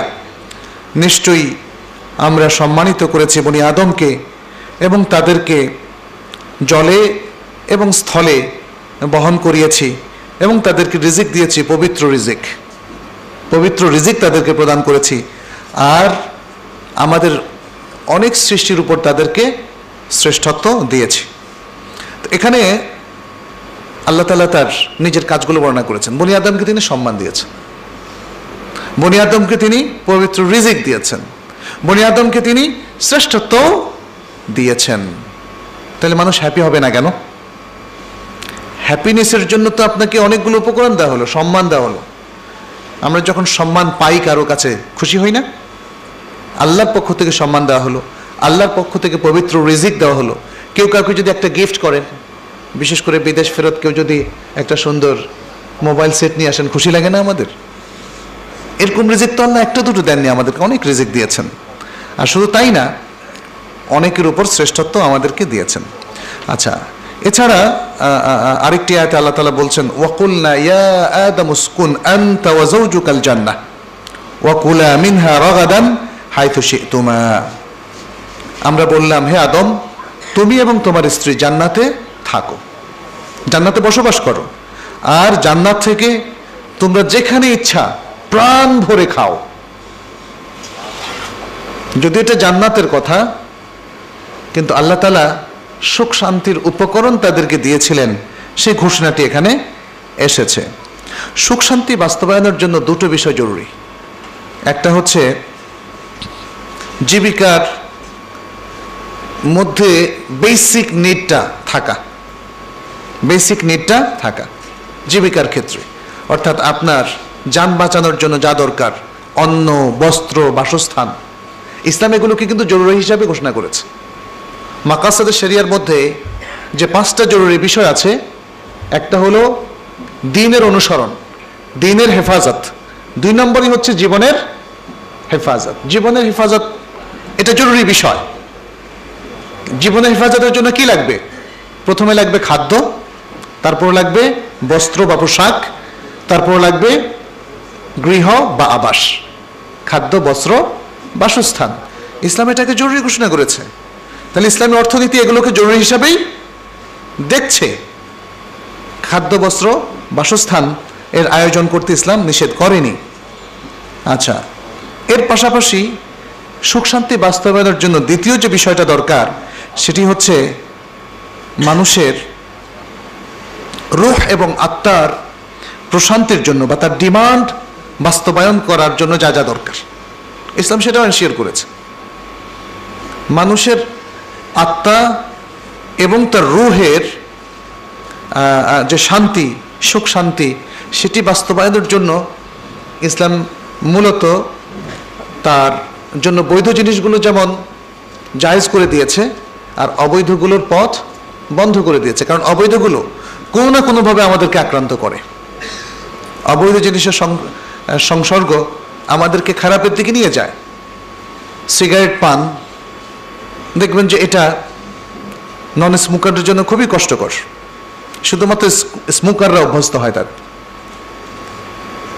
মদ পান, মানুষ ড্রাঙ্ক হয়ে যায়, তার আচরণগত অনেক ত্রুটি আছে। তাছাড়া সিগারেট এবং ড্রিঙ্কিং অ্যালকোহল এ দুটো তার শরীরের জন্য ক্ষতিকর। শূকর জাত বা হারাম যে সমস্ত প্রাণী সেগুলোর খাদ্য কনজিউম করা, সেগুলোর গোশ কনজিউম করা, এটা শরীরের জন্য ক্ষতিকর। বিভিন্ন সায়েন্টিফিক পরীক্ষার মধ্য দিয়ে আজকে সেটা আমাদের সামনে স্পষ্ট হয়েছে। ঠিক তেমনি মানে এটা বলা হচ্ছে যে অর্থনৈতিক কর্মকাণ্ডের মধ্যে দেখা যাচ্ছে যে শরিয়া অনেক কিছুকে, অধিকাংশকে বৈধ করেছে আর কিছু নির্দিষ্ট জিনিসকে অবৈধ করেছে, যাতে মানুষ প্রশান্ত থাকতে পারে, মানুষ সুখ শান্তিটা নির্বিঘ্নে সে অ্যাভেল করতে পারে, সে পেতে পারে। এ হচ্ছে মোটামুটি বেশ কয়েকটি বিষয় যেটা আমরা ইসলামী অর্থনীতির লক্ষ্য হিসাবে উল্লেখ করলাম। এরপরে যে বিষয়টা আমরা আলোচনা করব সেটি হচ্ছে ইসলামী অর্থনৈতিক ব্যবস্থা। ইসলামিক অর্থনৈতিক ব্যবস্থা আমরা একটু আগেই বলেছি এটা হলো উৎপাদনমুখী ব্যবস্থা, এখানে আর কোনো কিছু নেই। এটা উৎপাদনমুখী, প্রকৃত উৎপাদন এবং উন্নয়নমুখী। পাশাপাশি আমরা দেখি যে সনাতন অর্থনৈতিক ব্যবস্থা এটা ঋণ নির্ভর। তারা ঋণের বিজনেস করে, ঋণ দিয়ে সুদ নেয়। সেখানে প্রকৃত উন্নয়ন অনেক ক্ষেত্রেই হয় না, কারণ টাকা দিয়ে যদি টাকা বানানো হয়, উন্নয়নটা কোথায়? তাহলে উন্নয়নটা কোথায়?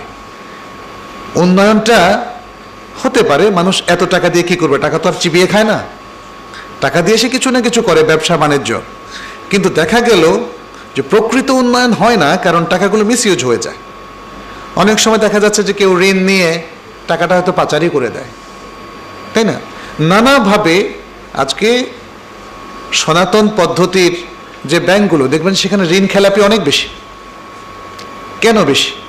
কারণ যে প্রজেক্টের জন্য টাকা নেওয়া হলো সেই প্রজেক্টে তারা ব্যবহার করে না, এবং সেটা না করলেও তেমন কিছু যায় আসে না। সুদ যদি ব্যাংকগুলো পায় তাহলে তারা তাতেই খুশি। একজন জোরদার ব্যক্তি, একজন বলল যে আমি আমার জমি চাষ করার জন্য আপনার কাছ থেকে 50,000 টাকা নেব। উনি বললেন যে ঠিক আছে নাও, কিন্তু 1 বছরে 1 লাখ টাকা দিতে হবে। সে তাতে রাজি হয়ে গেল। এখন এই 50,000 টাকা নিয়ে সে কি জমির চাষ করলো নাকি অন্য কাজে ব্যয় করলো, এটা তো তার দেখার বিষয় নয়। সে বছরের শেষে যদি 1 লাখ টাকা পেয়ে যায় সুদ সহ, সুদ আসলে, তাহলে এটাই তার উদ্দেশ্য সাধন হলো, তার চরিতার্থ হলো। ফলে আজকের অর্থনীতি অধিকাংশ ক্ষেত্রে ঋণ নির্ভর। সেখানে কাজ হয় না, উৎপাদন হয় না, আমরা সেটা বলছি না, কারণ মানুষ তো তার জীবনের প্রয়োজনই উৎপাদন করবে এবং তাছাড়া নতুন নতুন বিজনেস সে বের করবে। কিন্তু তারপরেও সমাজ আজকে যতটা উৎপাদনমুখী হওয়ার কথা ছিল, যতটা সমাজ আরও উন্নত হওয়ার কথা ছিল, যতটা প্রবৃদ্ধি অর্জন করার কথা ছিল, সেটা কিন্তু হচ্ছে না। আজকে আমাদের বাংলাদেশের কথাই ধরুন না, এখানে মানব সম্পদ তো বিশাল একটা সম্পদ, 16 থেকে 18 কোটি মানুষ সকলে মিলে অনেক অসাধ্য সাধন করতে পারত, কিন্তু এটা হচ্ছে না। আমাদের প্রবৃদ্ধি কাঙ্ক্ষিত লেভেলে আমরা পৌঁছতে পারছি না নানা কারণে। অর্থনৈতিক কারণগুলো সেখানে মেইন। আর এখানে ইসলাম প্রকৃত উন্নয়নমূলক অর্থনৈতিক কর্মকাণ্ডে বিশ্বাসী। ফলে ইসলাম প্রথম যে জিনিসটা করেছে সেটাকে রিবাকে নিষিদ্ধ করে দিয়েছে। ইসলামী অর্থনৈতিক ব্যবস্থার মধ্যে গুরুত্বপূর্ণ একটা অনুষঙ্গ হচ্ছে রিবা নিষিদ্ধ হওয়া। রিবার বিষয়টা আমাদের সবারই কম বেশি জানা আছে। রিবা মানে হচ্ছে সুদ, এবং যেটাকে আমরা ইন্টারেস্ট বলি অথবা ইউজারি বলি। ইউজারিকে কেউ বাংলা তর্জমা করেছেন মহাজনী সুদ, ইন্টারেস্টটাকে শুধু সুদ বলেছেন।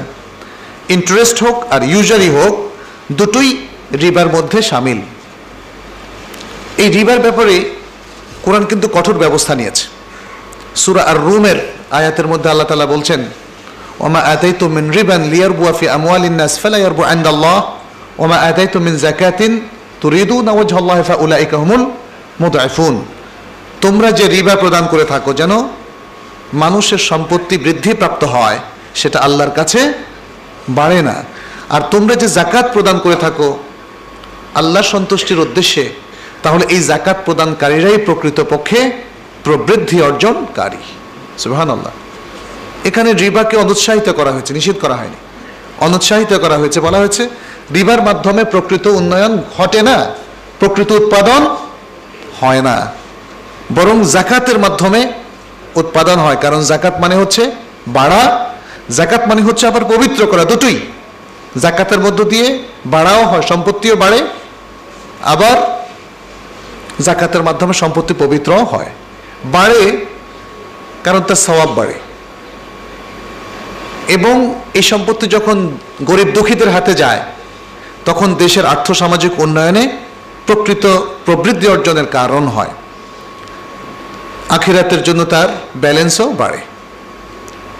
ওমা আনফাকতুম মিন শাইইন ফাহুয়া ইউখলিফুহু, তোমরা যা কিছু আল্লাহর রাস্তায় ব্যয় করো সেটা একটা ব্যালেন্স হিসাবেই পেছনে থেকে যায়, এটা তো আল্লাহ তাআলা নিজেই বলেছেন। আর যাকাতের মাধ্যমে সম্পত্তি পবিত্র হয়, মন পবিত্র হয়, মনগুলো গরিব লোকদের মনও পবিত্র হয় হিংসা হানাহানি থেকে, প্রতিহিংসা বা ক্ষোভ থেকে, যদি তাদের হাতে সম্পত্তি না থাকে। তাহলে আমরা দেখতে পাচ্ছি যে যাকাতের মাধ্যমে প্রকৃত প্রবৃদ্ধি অর্জন হয়, কিন্তু রিবার মাধ্যমে হয় না। কারণ রিবা ইন্টারেস্ট চার্জ করে, কিন্তু উৎপাদন বাড়ার জন্য এটা কোনো নিশ্চয়তা দেয় না। আচ্ছা, দ্বিতীয় যে আয়াতটি সূরা আন-নিসার মধ্যে, সেটি বলা হয়েছে মানে ইহুদি যারা মহাজনী সুদের মধ্যে সম্পৃক্ত ছিল তাদের সমালোচনা করা হয়েছে। বলা হয়েছে ওয়া আকলিহিমুর রিবা ওয়া কাদ নুহু আন, আর আল্লাহ বলছেন তাদের উপর আমি হারাম করে দিয়েছি অনেক কিছু, কারণ তারা রিবা বা সুদ খেত, অথচ তাদেরকে সুদ থেকে নিষেধ করা হয়েছে।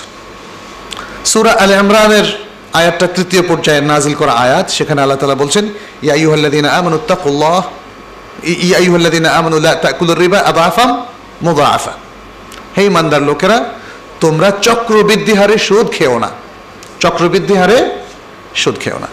আর চতুর্থ পর্যায়ে কোরআনের নাজিল করা আয়াতগুলোর মধ্যে আছে সূরা আল বাকারার 275 নম্বর থেকে 279 নম্বর পর্যন্ত আয়াত। 75 নম্বর আয়াতে আল্লাহ তাআলা স্পষ্ট বলে দিয়েছেন আহাল্লাহুল বাইআ ওয়া হারামার রিবা, আল্লাহ বেচাকেনাকে হালাল করেছেন আর সুদকে করেছেন হারাম। এরপর আয়াতে বলছেন ইয়ামহাকুল্লাহুর রিবা ওয়া ইউরবিস সাদাকাত, আল্লাহ তাআলা সুদকে মিটিয়ে দেন আর সাদাকাতকে বাড়িয়ে দেন, সুদকে মিটিয়ে দেন, সাদাকাতকে বাড়িয়ে দেন। এরপরের আয়াতে আল্লাহ তাআলা বলছেন আরেকটা আয়াতে ইয়া আইয়ুহাল্লাযীনা আমানু তাকুল্লাহ ওয়া যারু মা বাকিয়া মিনার রিবা ওয়া যারু মা বাকিয়া মিনার রিবা ইন কুনতুম মুমিনিন, 278 নম্বর আয়াত। হে ঈমানদার লোকেরা তোমরা আল্লাহকে ভয় করো এবং যেই রিবা বাকি আছে তোমাদের কর্মকাণ্ডে ওটাকে ছেড়ে দাও, ওটাকে ছেড়ে দাও যদি তোমরা মুমিন হয়ে থাকো। তারপরের আয়াতে 279 নম্বর আয়াতে আল্লাহ বলছেন ফাইল্লাম তাফআলু ফাআযানু বিহারবিন মিনাল্লাহি ওয়া রাসূলিহি, যদি তোমরা পরিত্যাগ না করো তাহলে আল্লাহ এবং তার রাসূলের পক্ষ থেকে যুদ্ধের ঘোষণা নাও। ফাইন তুবতুম ফালাকুম রুউসু আমওয়ালিকুম, যদি তোমরা তওবা করো তাহলে তোমাদের জন্য রাসূল মালটা থাকবে। অনেকে সুদের ভিত্তিতে যদি কোনো সম্পত্তি ধার করেন তাহলে তার মূলটা কিন্তু হারাম হচ্ছে না, তার হারাম হচ্ছে সুদের অংশটা। আর কোরআন বলছে সুদটা ছেড়ে দাও, রাসূল মালটা তোমারই থাকবে, মূলধনটা তোমারই থাকবে। তাহলে এইভাবে মারাত্মকভাবে কোরআন কিন্তু পরিশেষে বলেছে সুদ ছেড়ে দাও, সুদ খেও না, এবং বলেছে লাস্ট মেসেজটা কি, সুদে সম্পৃক্ত হলে আল্লাহ এবং রাসূলের পক্ষ থেকে যুদ্ধের ঘোষণা। সহিহ মুসলিমের একটা হাদিস জাবের রাদিয়াল্লাহু তাআলা বর্ণনা করেছেন, তিনি বলেছেন লাআনা রাসূলুল্লাহ সাল্লাল্লাহু আলাইহি ওয়াসাল্লাম আকিলার রিবা ওয়া মুকিলাহু ওয়া শাহিদাই ওয়া কাতিবাহু ওয়া শাহিদাই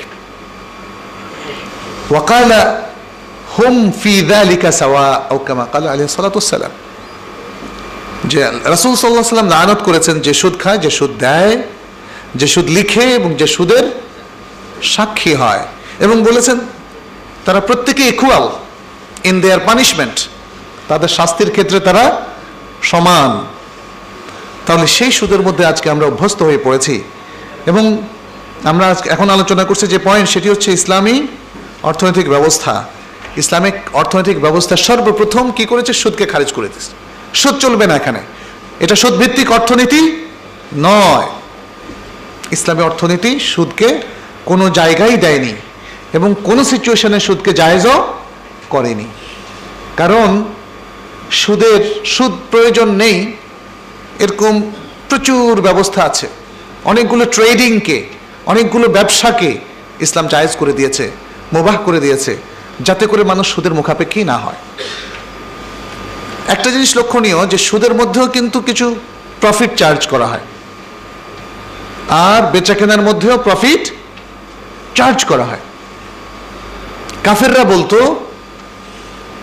যালিকা বিআন্নাহুম ক্বালু ইন্নামাল বাইউ মিথলুর রিবা, তারা বলতো বেচা কেনার রিবা তো একরকম। বলছে এখানেও প্রফিট চার্জ করা হলো, তো আপনি বেচা কেনা তো প্রফিট চার্জ করলেন, তো আমি টাকার উপরে যে প্রফিট চার্জ করলাম সেটাকে আপনি সুদ কেন বলবেন? এই বিষয়গুলো তারা প্রশ্ন করত।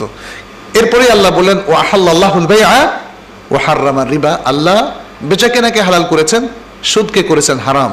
কারণ সুদ আর বেচা কেনা এক জিনিস নয়। প্রকৃত বেচা কেনার মধ্যে সমাজে টাকার লেনদেন হয়, মালিকানা পরিবর্তন হয়, উৎপাদন বাড়ে। সুদের মধ্যে সেটা হয় না। আল্লাহ খুব অল্প কথায় বুঝিয়ে দিলেন যে তারা যে বলতো বেচা কেনা এবং সুদ সমান প্রফিট চার্জের কারণে, কিন্তু আসলে সেটা ঠিক নয়। বেচা কেনা এবং সুদ সমান নয়, পার্থক্য আছে। আর পার্থক্য আছে বলেই আল্লাহ বেচা কেনা এবং ট্রেডিংকে জায়েজ বলেছেন আর সুদকে করেছেন হারাম। এই বিষয়টা আমাদেরকে মনে রাখতে হবে। সুদ দুই প্রকার। একটা হচ্ছে সুদকে আমরা আরবিতে রিবা বলি, অতএব রিবা শব্দটা কোরআনের শব্দ, আমরা সে শব্দটা ইউজ করতে পারি ব্যাপকভাবে বোঝার জন্যে। রিবা আন নাসিআ, আরেকটা হলো রিবা আল ফদল। রিবা আন নাসিআ বর্ণিত হয়েছে আল কোরআনের মধ্যে। এই যে আয়াতগুলো আমরা বললাম এগুলো রিবা নাসিয়ার ক্ষেত্রে, কারণ এই রিবাকে নিষেধ করা হয়েছে। এই হচ্ছে সেই রিবা যেটা জাহিলি যুগে ছিল। মানুষ কি করত?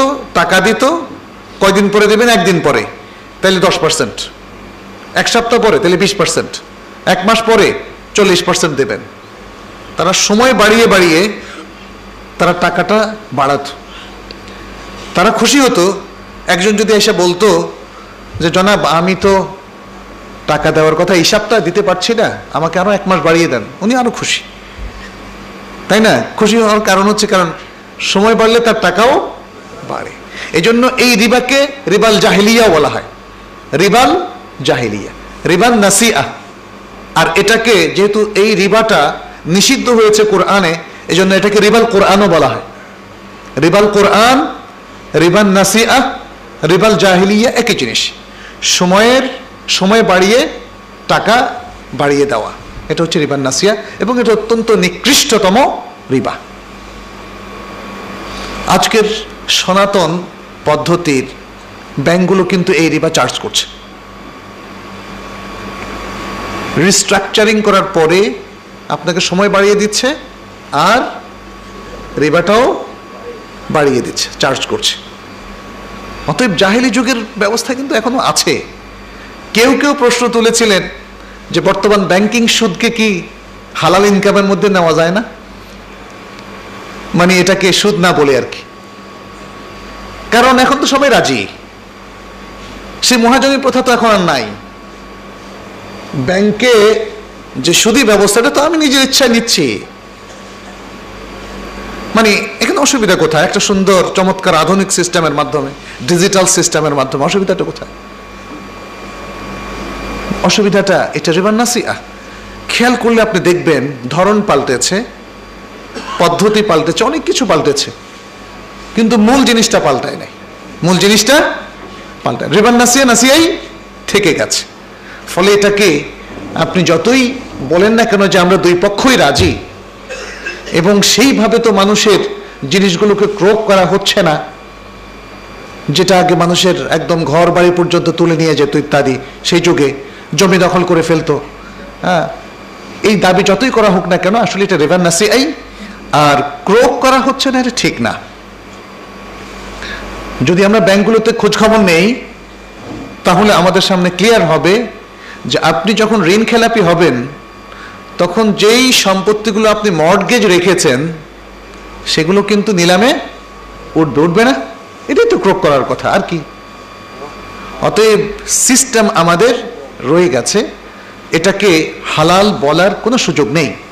দ্বিতীয় হচ্ছে রেবাল ফদল, রেবা আল ফদল, যেটা হচ্ছে যেটা 6টা আসনাফ রাসূলুল্লাহ সাল্লাল্লাহু আলাইহি ওয়াসাল্লাম বর্ণনা করেছেন।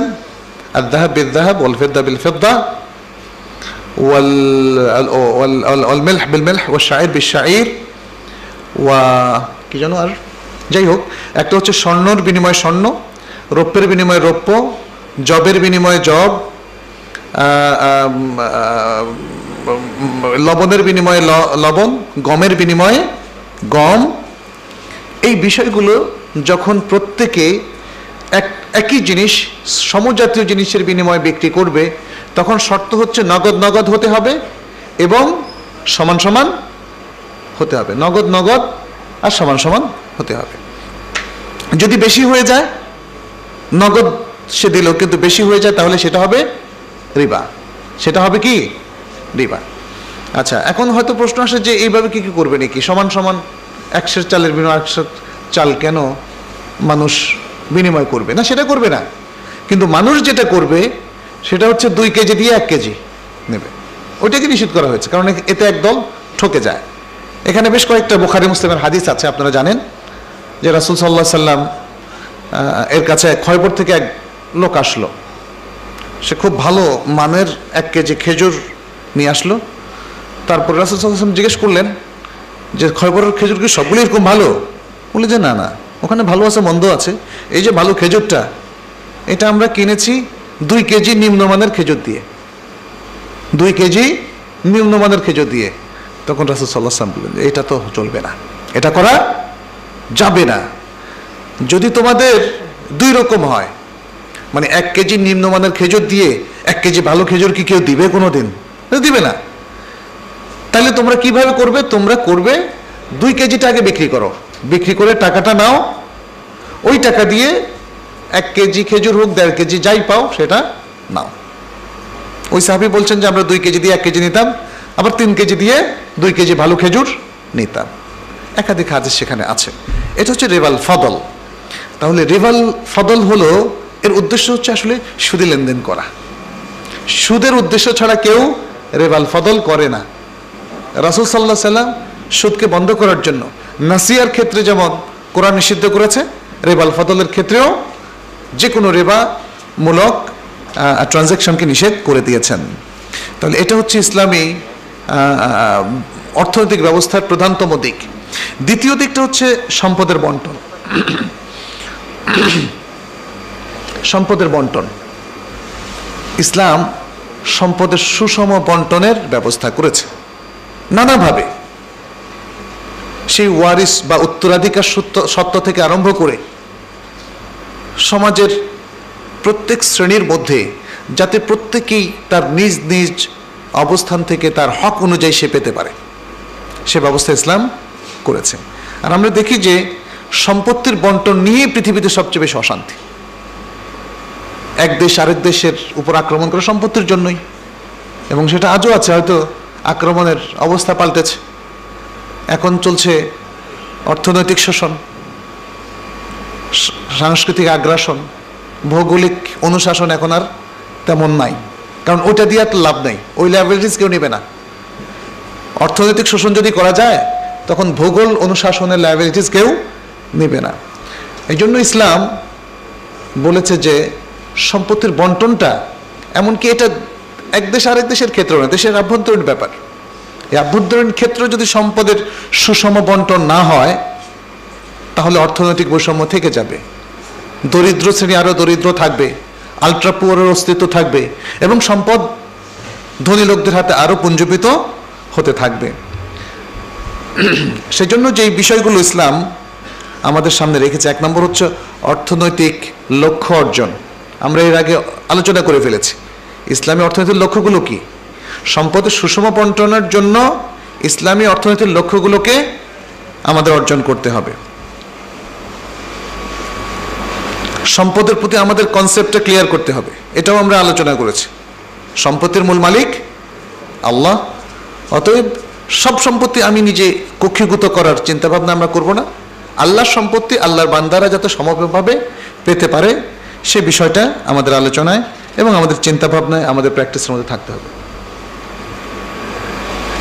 এবারে আরেকটা পয়েন্টে আমরা একটু আলোচনা করব, সেটা ইসলাম, পুঁজিবাদ ও সমাজতন্ত্র। পৃথিবীতে এই 3 ধরনের অর্থনৈতিক মতবাদ প্রচলিত আছে: ইসলামী অর্থনীতি, সমাজতান্ত্রিক অর্থনীতি এবং পুঁজিবাদী অর্থনীতি।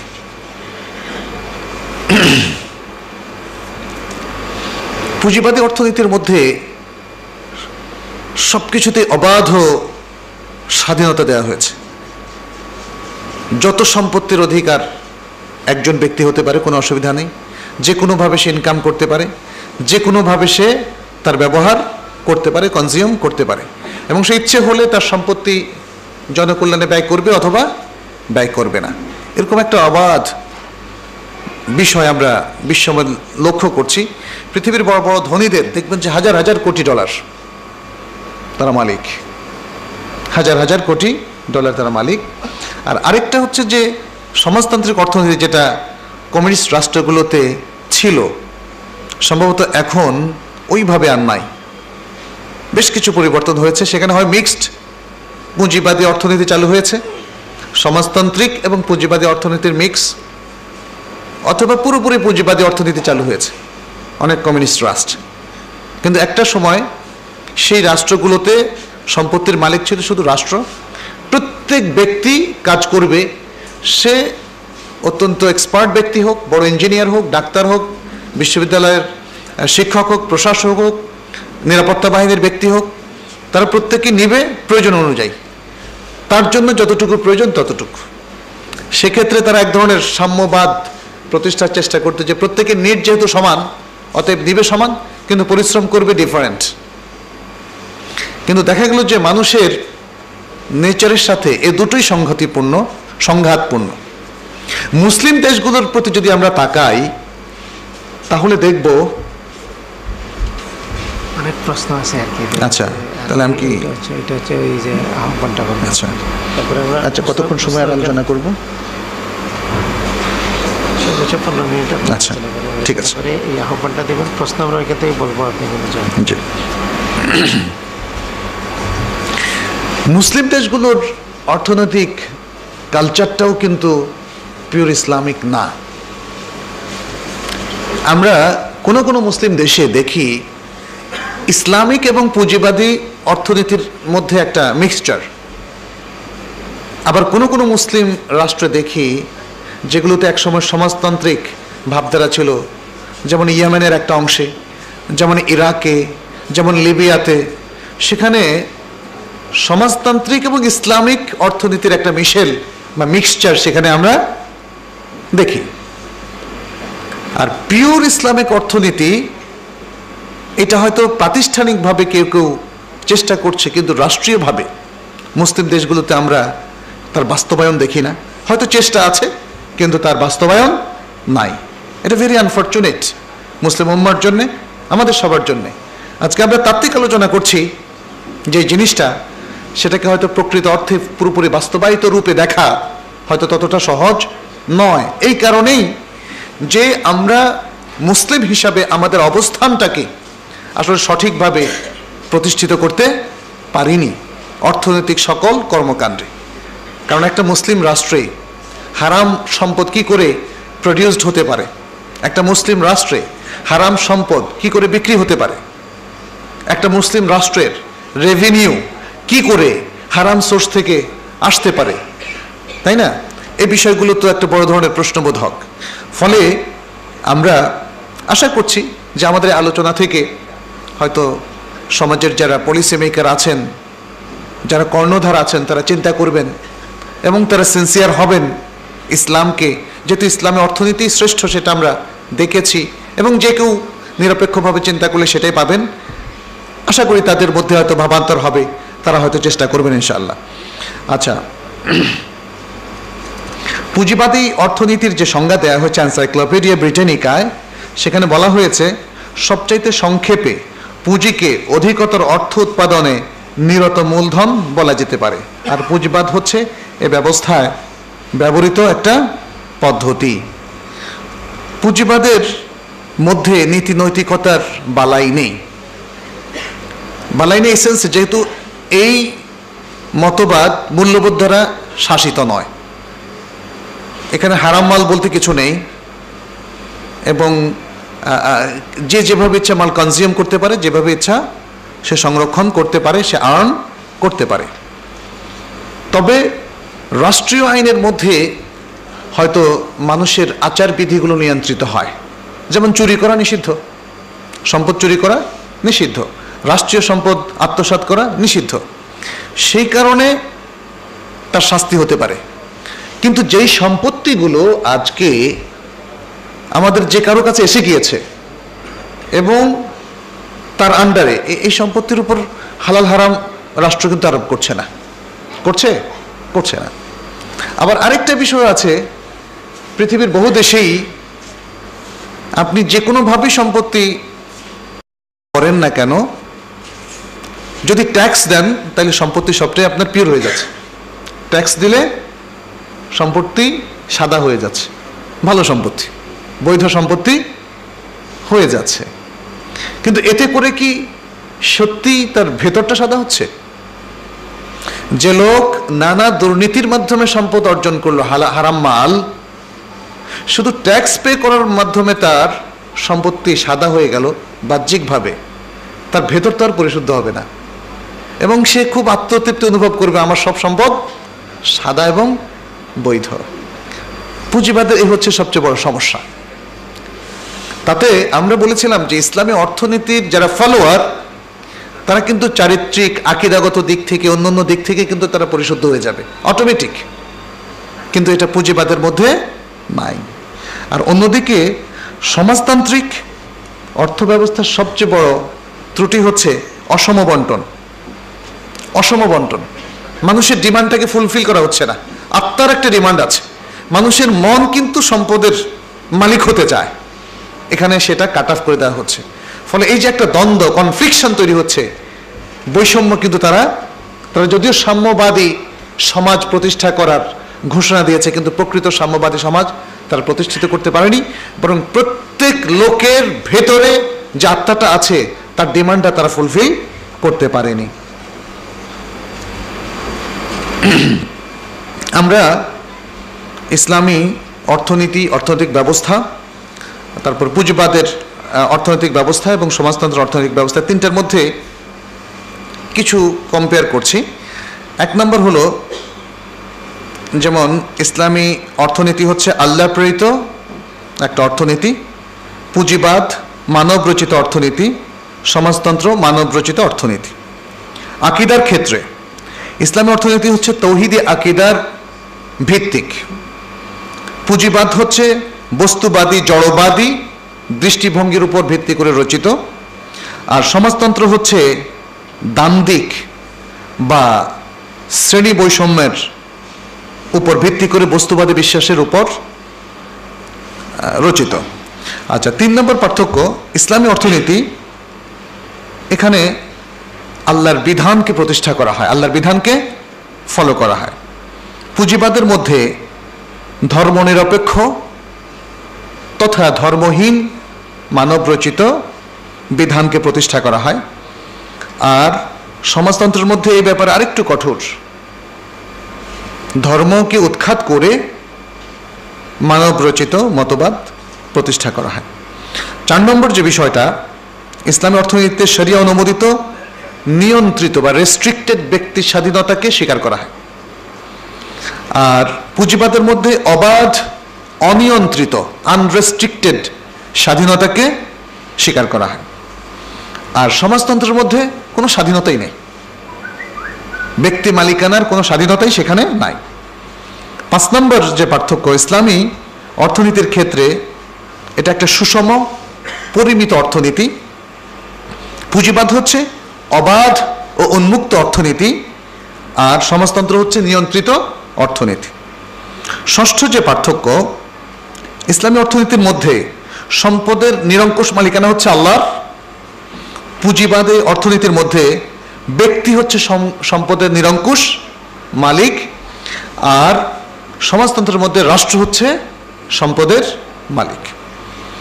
সপ্তম যে পার্থক্য সেটি হচ্ছে ইসলামী অর্থনীতির ক্ষেত্রে সুস্থ চিন্তার স্বাধীনতা স্বীকৃত। ইসলামী অর্থনীতির ক্ষেত্রে সুস্থ নৈতিক বা মূল্যবোধ ভিত্তিক অর্থনৈতিক স্বাধীনতা এখানে স্বীকৃত। পুঁজিবাদের ক্ষেত্রে চিন্তার লাগামহীন স্বাধীনতা, এখানে কোনো রেস্ট্রিকশন নাই। আর সমাজতান্ত্রিক অর্থনৈতিক ক্ষেত্রে ব্যক্তি চিন্তার কোনো স্বাধীনতাই নাই, তার চিন্তা চেতনার কাজ হবে না। রাষ্ট্র বলে দিবে সম্পদের এরকম ব্যবহার, এই ট্রানজ্যাকশন চলবে, এই ব্যবসা চলবে অথবা চলবে না। আচ্ছা, ইসলামিক অর্থনীতির ক্ষেত্রে শাসন ব্যবস্থার দিক থেকে সুরা ভিত্তিক, সুরা এবং পরামর্শ ভিত্তিক। পুঁজিবাদের ক্ষেত্রে বুর্জোয়া শ্রেণীর অনুশাসন সেখানে চলছে, আর সমাজতন্ত্রের ক্ষেত্রে সর্বহারা নামের এক শ্রেণীর বা এক দলের অনুশাসন সেখানে চলছে। এই হচ্ছে মোটামুটি আসলে কিছু পার্থক্য যেটা আমরা বললাম। আচ্ছা, এরপরে আমরা ইসলামের চুক্তি এবং ক্রয় বিক্রয় সেটি আজকে আলোচনা আর করছি না, যেটা আপনাদের প্রশ্ন আসলে আমরা সেগুলোর উত্তর দেব। এখানে নানাবিধ চুক্তি আসলে আছে, আমি শুধু কয়েকটা চুক্তির নাম আপনাদের সামনে পেশ করব, যাতে করে আমরা এগুলোর অন্তত বিশেষ করে কিছু কিছু প্রতিষ্ঠানে, অর্থকরী প্রতিষ্ঠানে এগুলো যেহেতু ব্যবহৃত হয় জানতে পারি সেগুলো। যেমন বাই আল মুরাবাহা। মুরাবাহা হচ্ছে এক ধরনের বিক্রয় যেখানে মালের ক্রয় মূল্য আর বিক্রয় মূল্য দুটো উল্লেখ করা থাকে। আমি এত টাকা দিয়ে কিনলাম, আপনার কাছে বিক্রি করি 5 টাকা দিয়ে কিনলাম, আপনার কাছে বিক্রি করছি 60 টাকা, অর্থাৎ প্রফিটটা এখানে উল্লেখ করা আছে। মুরাবাহা মানে হচ্ছে লাভজনক বিক্রয়, রিবহন থেকে, রিবহন মানে প্রফিট, প্রফিটটা সেখানে উল্লেখ করে দেওয়া হয়। প্রফিটটা উল্লেখ করে দেওয়া হয় কারণ এখানে ক্রয় মূল্যও বলা হয়, বিক্রয় মূল্যও বলা হয়, যা দিয়ে আমি কিনেছি আর যা দিয়ে আপনার কাছে বিক্রয় করছি। আচ্ছা, বাই উসসারফ, যেমন সর্রাফ মানে এক্সচেঞ্জারকে আরবিতে বলা হয় সর্রাফ, এক্সচেঞ্জার, অর্থাৎ মুদ্রার বিনিময় মুদ্রা কেনা বেচা, ডলার দিয়ে টাকা কেনা, টাকা দিয়ে ডলার কেনা, এটা হচ্ছে বাই উসসারফ। বাই উসসালাম, এটা হচ্ছে এমন ধরনের বিক্রয় যাতে পণ্যের সম্পূর্ণ মূল্য অগ্রিম দেওয়া হয়, পণ্যের সম্পূর্ণ মূল্য অগ্রিম দেওয়া হয়, এই শর্তে যে 2 মাস বা 3 মাস বা 6 মাস পরে সে পণ্যটা বুঝিয়ে দিবে। যেমন 10 মণ চাল, আজকেই 10 মণ চালের মূল্য দিয়ে দিলাম, 10 মণ চালটা সে আমাকে 3 মাস পরে দেবে, এটা হলো বাইউস সালাম। এটাও শরীয়তে জায়েজ। আসলে এই ধরনের জিনিস আমি বিক্রি করলাম যেটা এখনো আসেই না, অস্তিত্বই নেই, এটা শরীয়তে নাজায়েজ হওয়ার কথা ছিল, কিন্তু মানুষের সুবিধার জন্য, কারণ আমার জমি আছে, জমিতে আমি চাষও করেছি, এটা আসবে আমরা জানি, কিন্তু আমার এখন টাকা দরকার।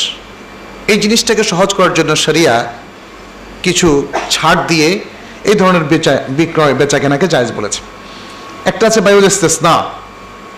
বায়ুল ইস্তেসনা হচ্ছে অনেকটা বায়ুস সালামের মতোই এমন বিক্রয় চুক্তি যেখানে মালের লেনদেন হয় কিন্তু সম্পত্তি এখনো বা গুডসটা এখনো তৈরি হয়নি। এটা হচ্ছে যেমন ফ্যাক্টরির ক্ষেত্রে। ইস্তেসনা সেনা থেকে এসছে। সেনা মানে হচ্ছে শিল্প, মাসনা বলা হয় কারখানা।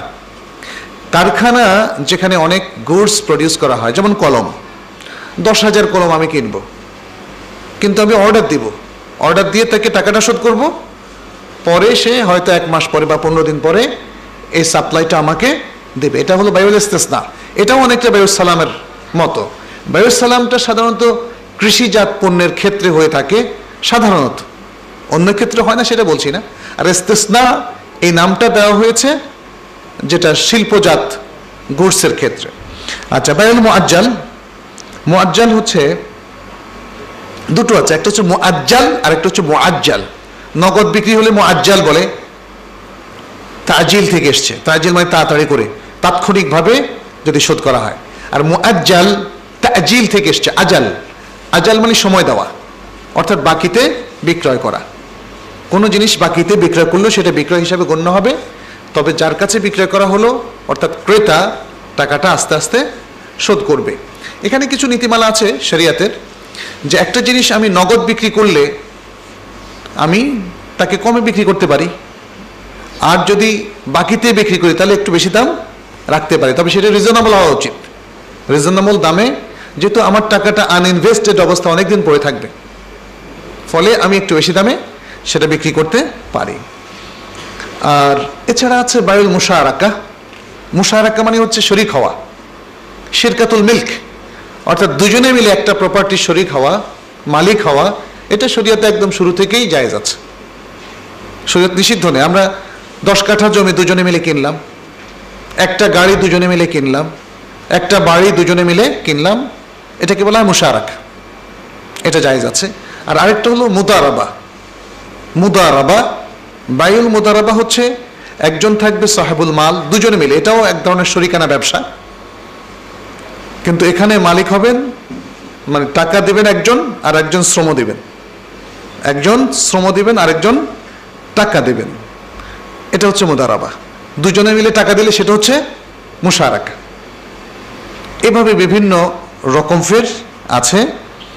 আর চুক্তির ক্ষেত্রে শরিয়ার বেশ কিছু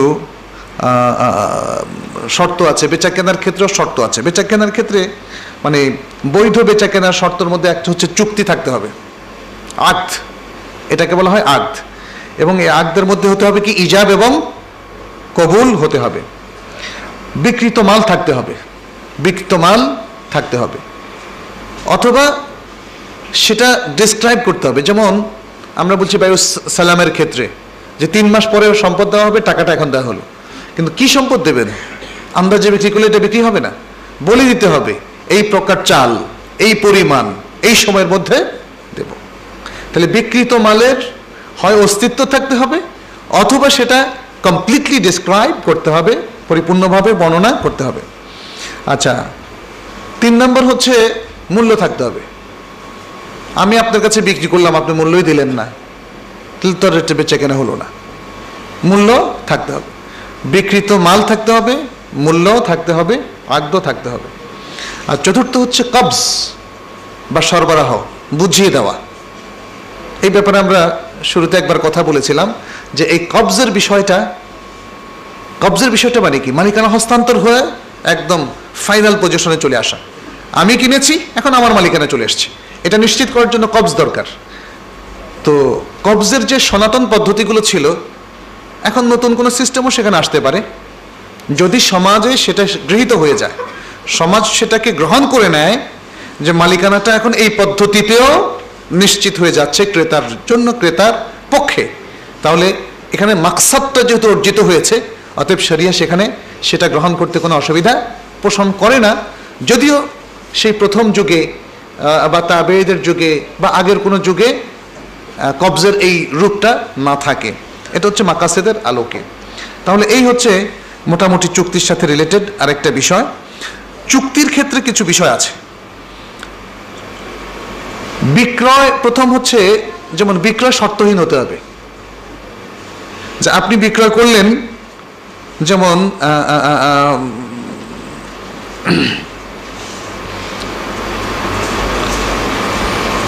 বিক্রয় করলেন, বললেন যে এটা আপনার কাছে এখন বিক্রয় করলাম, তবে 3 মাস আমি ব্যবহার করব, এই শর্তটা বাতিল।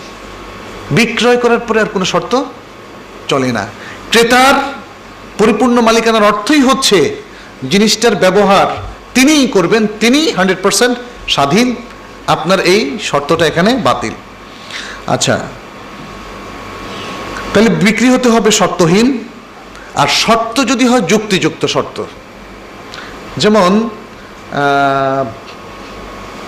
যে আমি আপনার থেকে কিনলাম একটা ফ্রিজ কিনলাম, 2 বছর পর্যন্ত আপনি ফ্রি সার্ভিস দেবেন,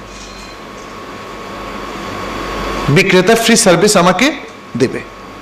এটা একটা যৌক্তিক শর্ত যেটা অ্যাকসেপ্টেড, এবং এটা কিন্তু মালিকানা, এই ফ্রিজের পূর্ণ মালিকানা আমার হতে কোনো বাধা প্রদান করে না। ফলে এই জাতীয় যে শর্তগুলো আছে এগুলো বৈধ শর্ত বলা হয়। এবং এক্ষেত্রে রাসূল সাল্লাল্লাহু আলাইহি ওয়াসাল্লাম নির্দেশ হচ্ছে আল মুসলিমুনা আলা শুরুতিহিম, মুসলমানরা তাদের শর্তের উপর থাকবে, যেই শর্তগুলো বৈধ সেই শর্তগুলো যার উপর আরোপ করা হবে সেই শর্তগুলো সে মানতে বাধ্য, এবং সেই শর্তগুলো ফুলফিল করাটা এটা ওয়াজিব। সে কথাই রাসূলুল্লাহ সাল্লাল্লাহু আলাইহি ওয়াসাল্লাম বলছেন আল মুসলিমুনা আলা শুরুতিহিম। যাই হোক, আজকে আমরা এই পর্যন্তই আলোচনা রাখছি। আমার মনে হয় গুরুত্বপূর্ণ বেশ কিছু আলোচনা এসেছে, এবং আমরা শুরুতেই বলেছি যে কি কি বিষয় আমরা আলোচনা করব না, যেমন ভোক্তার বিষয়টা, চাহিদা, যোগান তত্ত্ব, উপকরণ, বাজার কাঠামো, ভোগ অপেক্ষিক তত্ত্ব ইত্যাদি অনেকগুলো বিষয় যেগুলো আসলে একটা বিশাল কোর্স, সেটা আশা মানে আমরা করা দুরূহ যে আমরা অল্প সময়ের মধ্যে সেটা শেষ করব। লাস্টলি ইসলামিক অর্থনৈতিক কিছু প্রতিষ্ঠান এর উপর আমরা একটু আলোচনা করতে পারি 2-4 মিনিট। ইসলামিক অর্থনৈতিক প্রতিষ্ঠানগুলোর মধ্যে আছে যেমন যেই সমস্ত শরিয়া ভিত্তিক প্রতিষ্ঠান গড়ে উঠেছে, এর মধ্যে আছে ইসলামিক ব্যাংকগুলো, এর মধ্যে আছে ইসলামী বাজার ব্যবস্থা, ক্ষুদ্র বিনিয়োগ এর প্রতিষ্ঠানগুলো ইসলামিক হতে পারে। আর ক্ষুদ্র ঋণ, এখানে দুটো শব্দ কিন্তু, একটা হলো ক্ষুদ্র ঋণ আর একটা হলো ক্ষুদ্র বিনিয়োগ, দুটো এক জিনিস না। মাইক্রো ক্রেডিট যেটাকে আমরা বলি সেটাই হলো ক্ষুদ্র ঋণ। ক্ষুদ্র ঋণের আসলে কোনো সুযোগ ইসলামে নাই, কারণ এই ক্ষুদ্র ঋণটা দেওয়াই হয় প্রফিটের আশায়। আর আমরা শুরুতে বলেছি ঋণের উপর প্রফিট চার্জ করলে কি হয়, সেটা সুদ হয়, রেবা হয়। কিন্তু ইসলাম মাইক্রো ফাইন্যান্স এর সাথে সঙ্গতিপূর্ণ হতে পারে। মাইক্রো ফাইন্যান্স নাম দিয়ে যদি কেউ সুদ চার্জ করে তাহলে এটা মাইক্রো ক্রেডিটই হয়ে যাবে।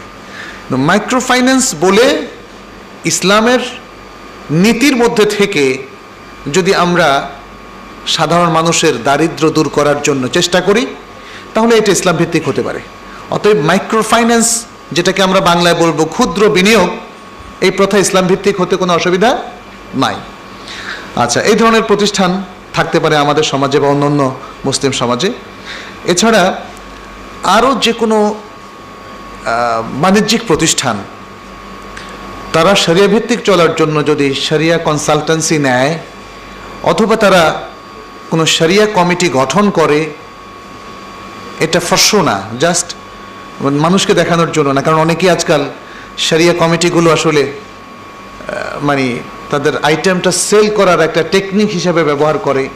মানুষ ধর্মপরায়ণ, ধর্মকে ভালোবাসে, শরিয়া ভিত্তিক চলতে চায়, সে কমিটমেন্ট থেকে তারা যদি কোনো কোম্পানির ক্ষেত্রে শিওর হয় যে তাদের শরিয়া কমিটি আছে, অতএব শরিয়া ভিত্তিক ব্যবসা তারা করে, আমি এর মালিক হতে পারি, এদের সাথে ট্রানজ্যাকশন করতে পারি, এই আশায় অনেকেই এটা করে থাকেন। কিন্তু কোম্পানিগুলো যদি এই শরিয়া কমিটি ফরসো করে তাহলে এটা করা না করা সমান কথা। শরিয়া কমিটি করতে হবে সিনসিয়ারলি, যাতে তারা শরিয়া কনসালটেন্সি নিয়ে শরিয়া ভিত্তিক যাবতীয় কার্যক্রম পরিচালনা করতে পারে, তাহলে তখনই হবে সেটা শরিয়া ভিত্তিক অর্থনৈতিক প্রতিষ্ঠান। যাই হোক, কিছু কিছু প্রতিষ্ঠান আমরা দেখেছি এই কাজগুলো করছে, আবার অনেক প্রতিষ্ঠান তারা এই ধরনের কমিটি আসলে শো হিসাবে ব্যবহার করছে। আল্লাহ তাদেরকে এবং আমাদের সবাইকে হেদায়েত দান করুন। আজকে আমি আলোচনা এই পর্যন্তই রাখছি। আল্লাহর কাছে দোয়া করি যে যতটুকু আমরা সঠিক আলোচনা বোঝার তৌফিক দান করেন, আর যদি কোনো কিছু ভুল হয়ে থাকে আল্লাহ সেটা আমাদেরকে বোঝার এবং সে ভুলগুলো শোধরানোর তৌফিক দান করুন। আমিন। ওয়াসাল্লাল্লাহু সাল্লাম আলা নবিয়িনা মুহাম্মদ ওয়া আলা আলিহি ওয়া আসহাবিহি আজমাইন। আসসালামু আলাইকুম ওয়া রাহমাতুল্লাহি ওয়া বারাকাতুহু।